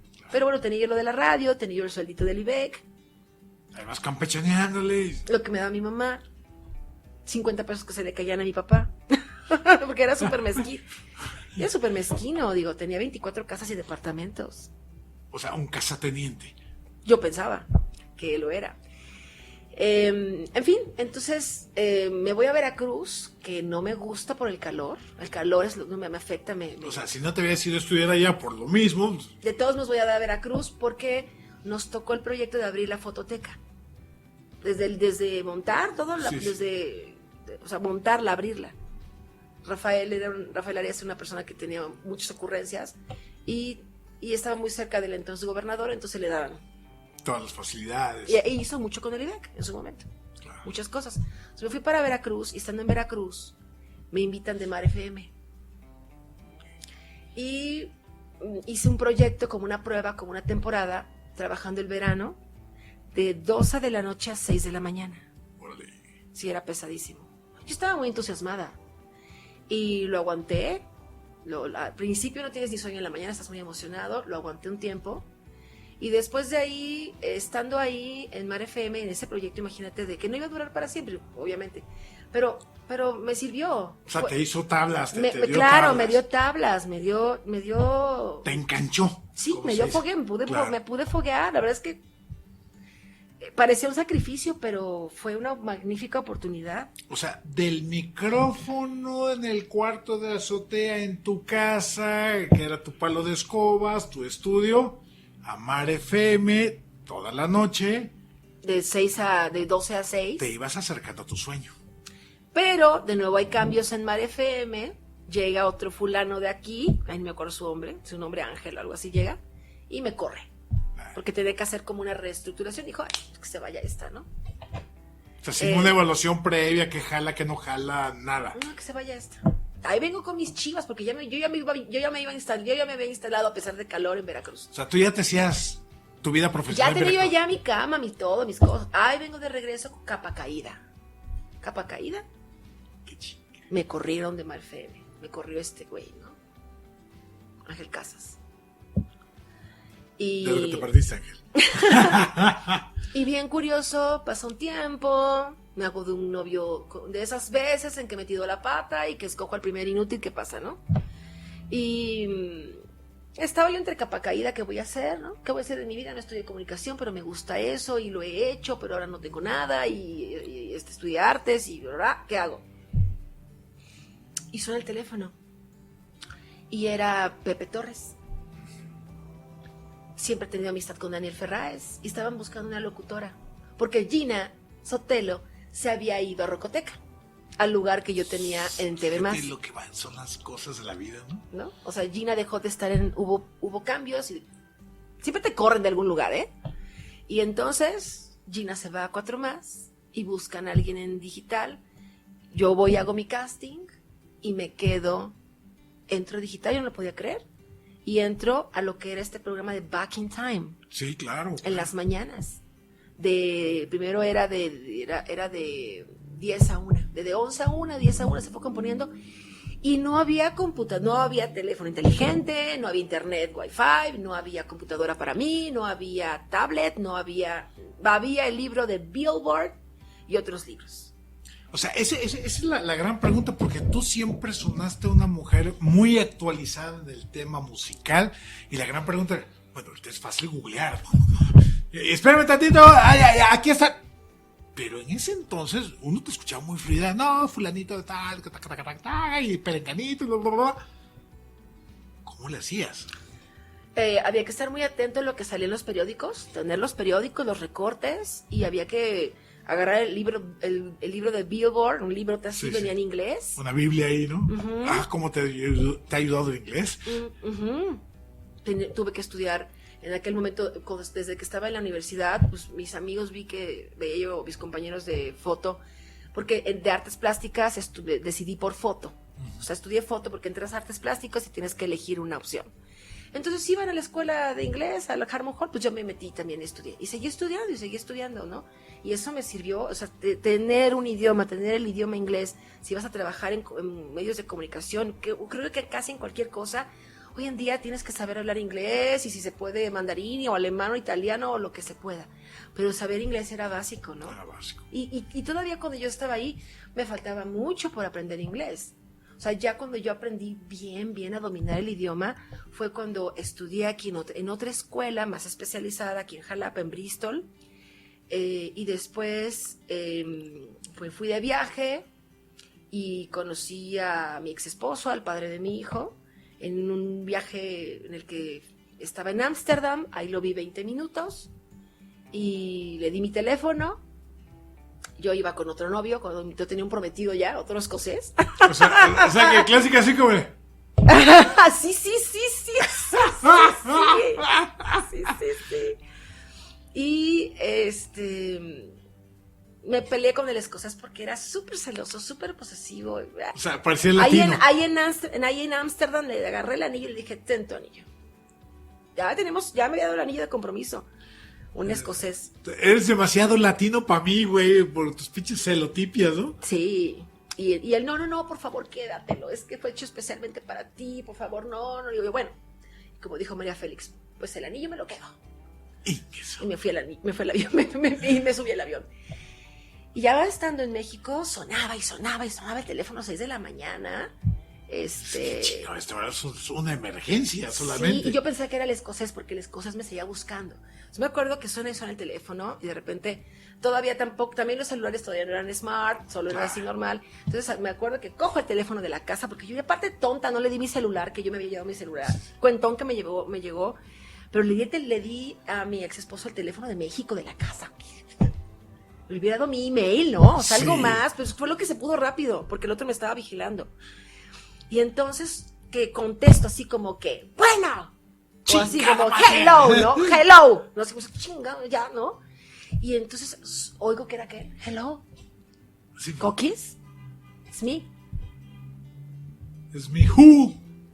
Y yo, fulanito de tal. Y ahí empieza otra aventura. Ok. Y ahí el inglés se fue perfeccionando. Muchísimo. Bien, Coquis, entonces así con el inglés, que aventada mi muchachona, ¿eh? Entonces llamas, se ponen de acuerdo y empieza una relación. Al mes de que lo conocí en Ámsterdam, estaba aquí en México.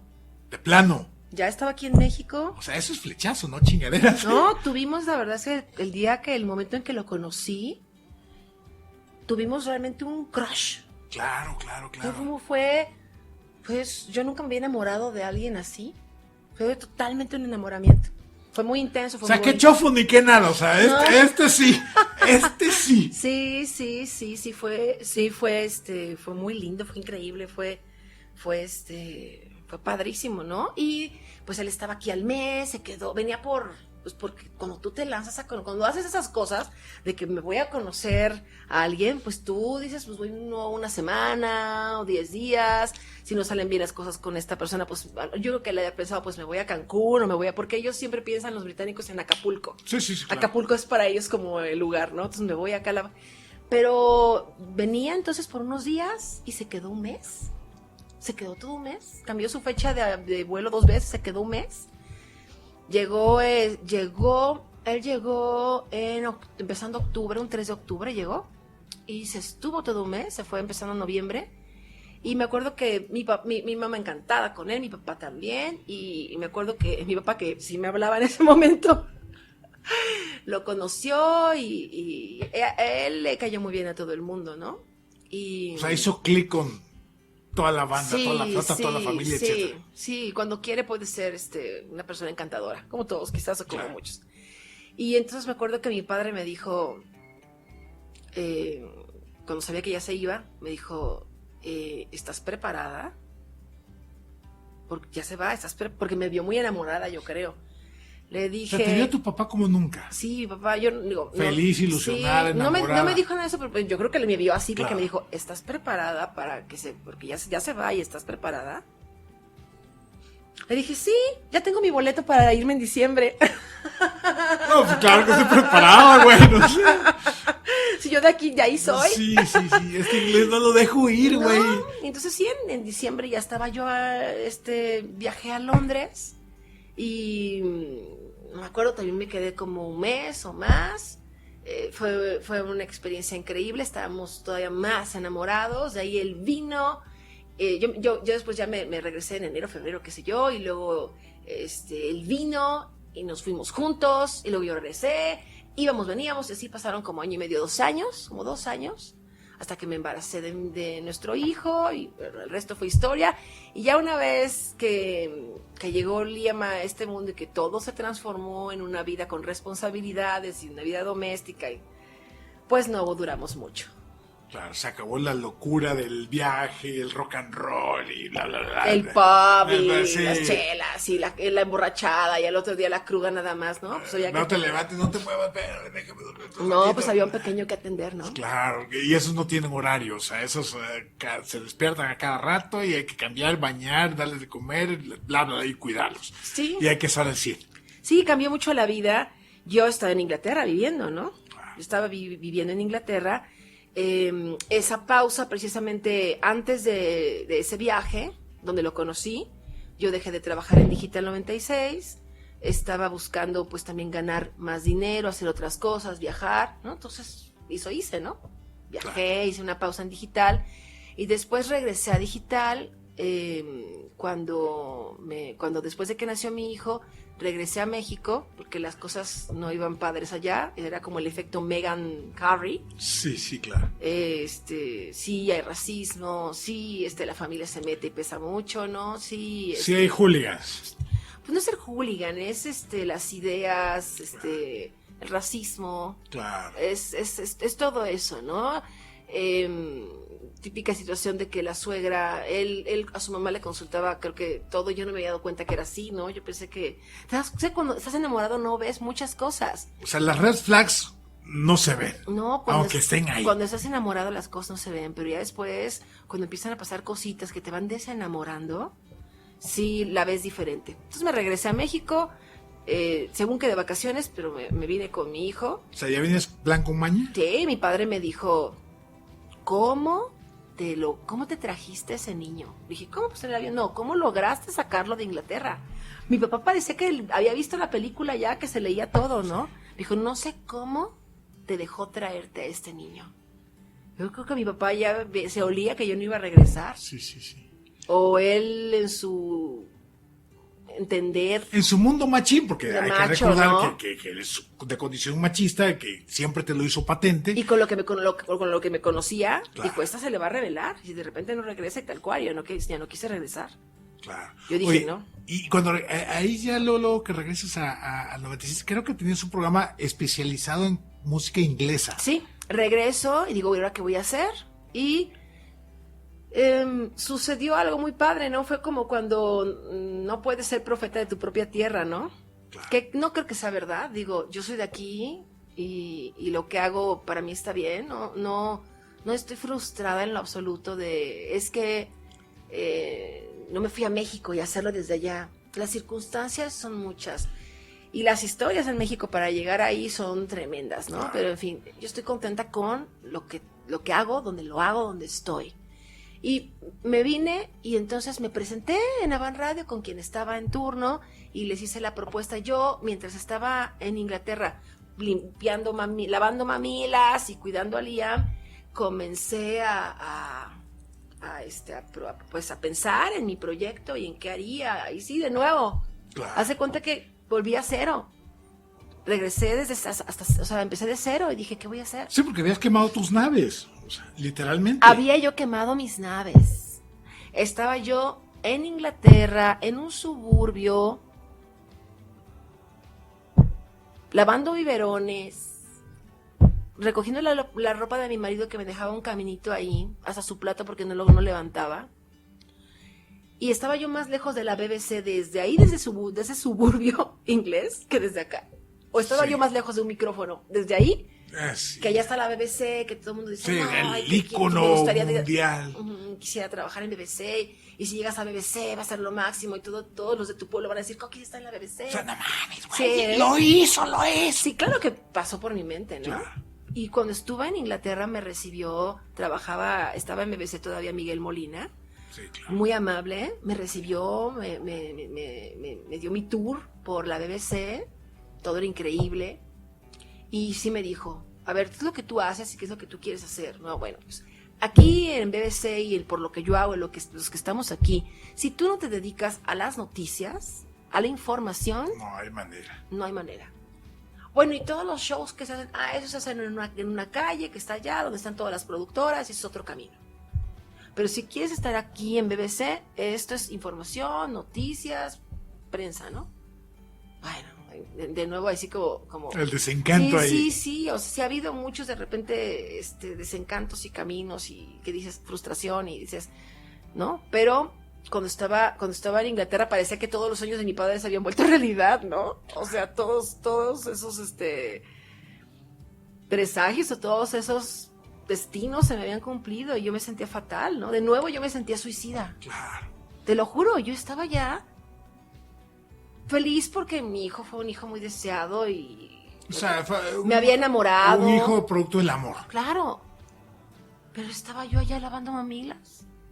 ¿Qué dices? Pues de lavar mamilas aquí a lavar mamilas allá, pues me voy allá. Y allá no hay como el acompañamiento de aquí, de que claro. Llega tu mamá y te ayuda con el bebé y llega todo el mundo. Los primeros 3 meses está la mamá ahí metida contigo. Allá no. Allá es muy como los hijos de tu hijo, tus nietos serán los hijos de tu nuera. No me echaban la mano, los veía una vez a la semana el domingo en la roast dinner. Nadie me ayudaba en Inglaterra. Nada. Era yo una ama de casa, mi mamá. Entonces yo estaba en casa, tenía internet, la computadora, y yo exploraba mucho la radio, todo lo que había, cómo se hacía, y comencé a planear algo. Y cuando llegué aquí a México, me presenté y dije, vamos a hacer un programa, se llama Británica. Sí, me acuerdo. Y va a ser todos los días, que me acuerdo que creo que todos los días 1 hora. 1 hora me dieron, de 12 a 1. Y me puse las pilas, para mí nunca ha sido problema, y para mí es muy lógico que tengas que tener patrocinadores, pues si no, ¿cómo se va a hacer? Claro. O sea, si yo me veo como productor, si yo no tengo quien compre el producto y lo patrocine, pues ¿de dónde sale? ¿De dónde sale para presentarlo, para producirlo, para hacerlo? Y tuve muy buena recepción. Yo creo que también es la actitud con la que llegas. Si por un lado venía yo decepcionada, desenamorada, y diciendo, yo no quiero de nuevo volver a coger una escoba en mi vida, ni lavar un plato, ni nada, y pago de mi bolsa, pago para que lo haga, sí, claro. Lo haga alguien más, ¿no? Así como el Ferraz, lo pago. Una gran lección haber estado allá, y dije, de aquí no soy, porque mi exmarido cambió mucho, o sea, de haber llegado a Inglaterra y decir, bueno, el servicio doméstico allá es muy difícil de tener, es muy caro. Una empleada de servicio doméstico generalmente son europeas del este, son señoras que llegan en su carro y ya traen todo, la escoba, la Ajax, el detergente, los guantes, todo, tú no tienes que poner nada. Y el trapeador, el mechudo, todo, la aspiradora, todo, y te cobran 15 libras la hora. Mi mínimo están 3 horas, son 50 libras, un equivalente a $1,000 por limpiarte la casa. 1,000 al día. Entonces decidimos, vamos a hacerlo tú y yo.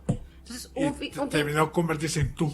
Sí, Un fin de semana tú el baño, otro fin de semana yo, parecía que todo iba hermoso. Y terminó convirtiéndose, un día me dijo, oye, he pensado que si yo soy el que sale a trabajar y yo soy el que traigo el dinero, pues entonces tú sola deberías hacer lo de la casa. Híjole. También le salió lo latino. Y de ahí pasaron muchas cosas, historias que te lo juro que te irías para atrás, muchas situaciones. Y empecé a vivir un círculo que me recordó mi infancia. De repente le retiré el habla. Puse una almohada gigante en medio de la cama. Muralla, de aquí no pasas. De este lado, mira, ¿ves esto? Nada. No tocar. Y no te hablo, y no existes, y tu plato no lo lavo, y a ti no te hago comida, y yo eso lo hago para mí.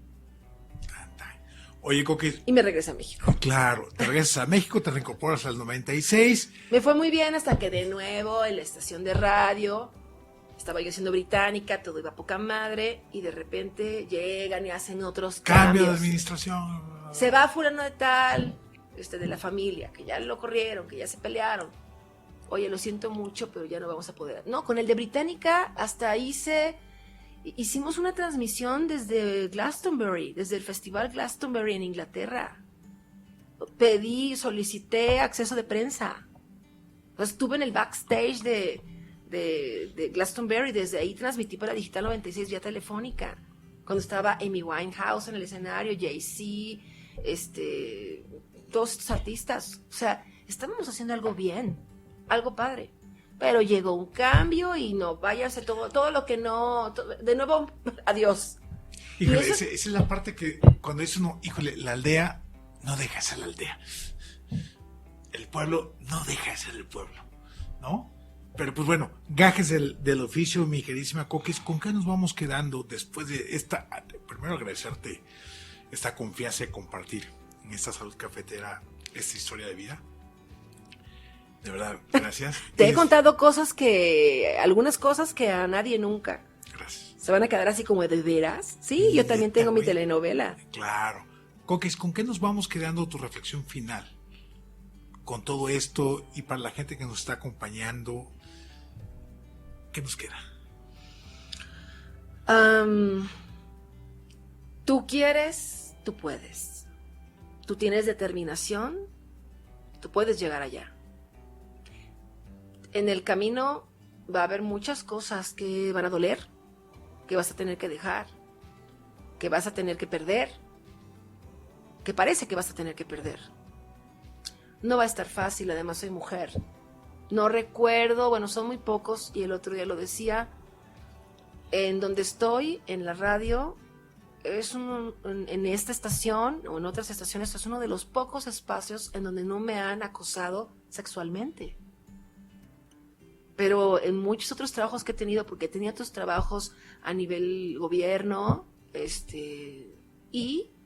o empresa privada, porque yo necesitaba ganar más. En la radio, tú tienes en la radio que convertirte en un productor y comercializar tu espacio y hacer eso.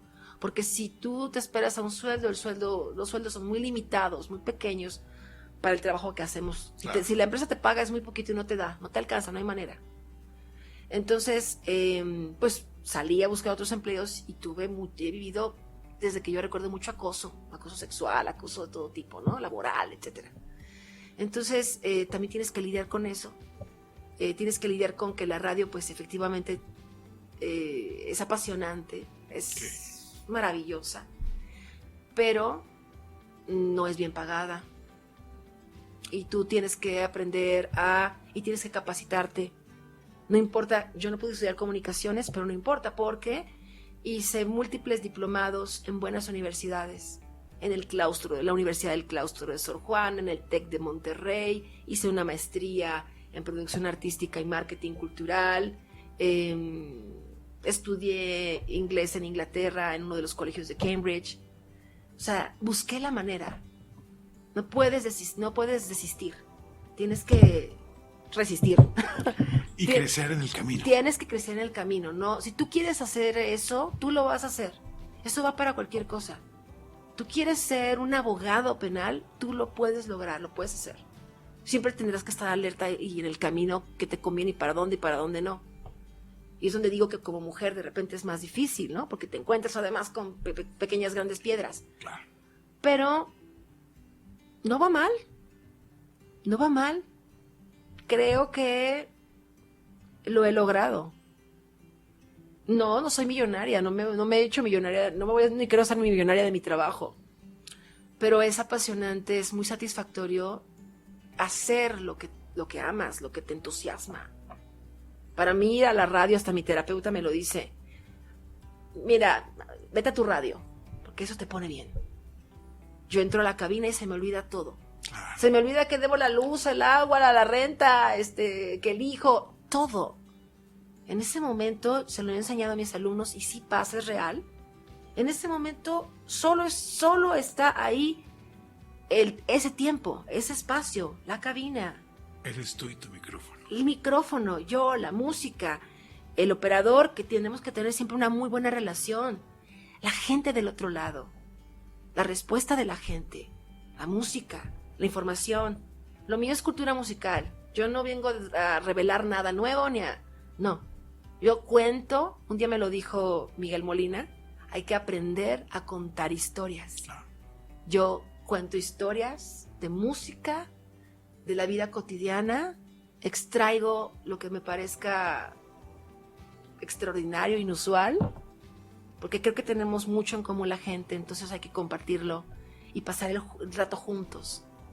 Con nadie me la paso tan bien como con mi auditorio o con mi hijo, ¿no?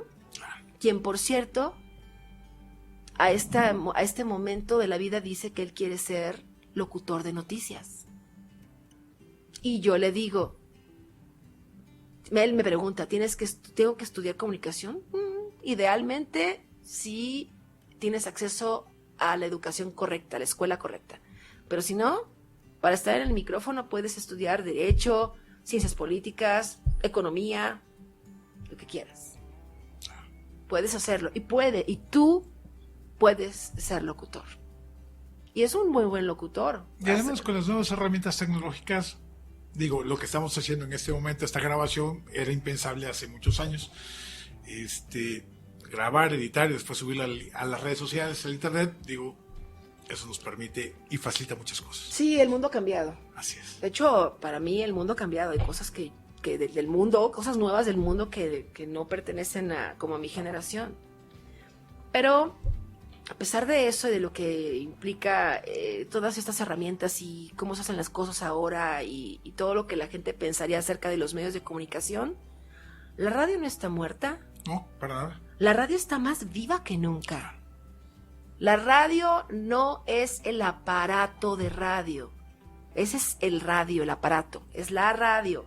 Es esto intangible que hacemos con la creatividad, con las historias, con tu voz. A veces puedes tener una voz rarísima, pero si tu contenido es muy bueno, si tienes esa chispa, si tienes ese algo, ahí estás, tiene sentido. Tú luego reconoces a alguien bien interesante en la radio. Te quedas ahí. O de inmediato dices, cámbiale. Ay, qué bueno. No le soporto, no puedo con esa persona, ¿no? Pero yo estoy contenta, estoy realizada, me hace feliz lo que hago. Creo que aún tengo más por hacer. Incluso no sé qué, pero yo sé y siento que tengo más por hacer. Para empezar, tengo un hijo que quiero que sea feliz y que lo que haga le haga feliz. Y tengo que mantenerme y comer y vivir de lo que hago. Claro. Que ese es el mayor reto. Y más en un país como el nuestro, en una ciudad como la nuestra. Y en un momento histórico como este. Cookies, gracias, de verdad, muchísimas gracias. Un gusto enorme te platicar. Quiero. Yo también te quiero mucho. Amigas y amigos, ya escucharon. Cookies Gómez. Soy Tomás González Corro. Saludos.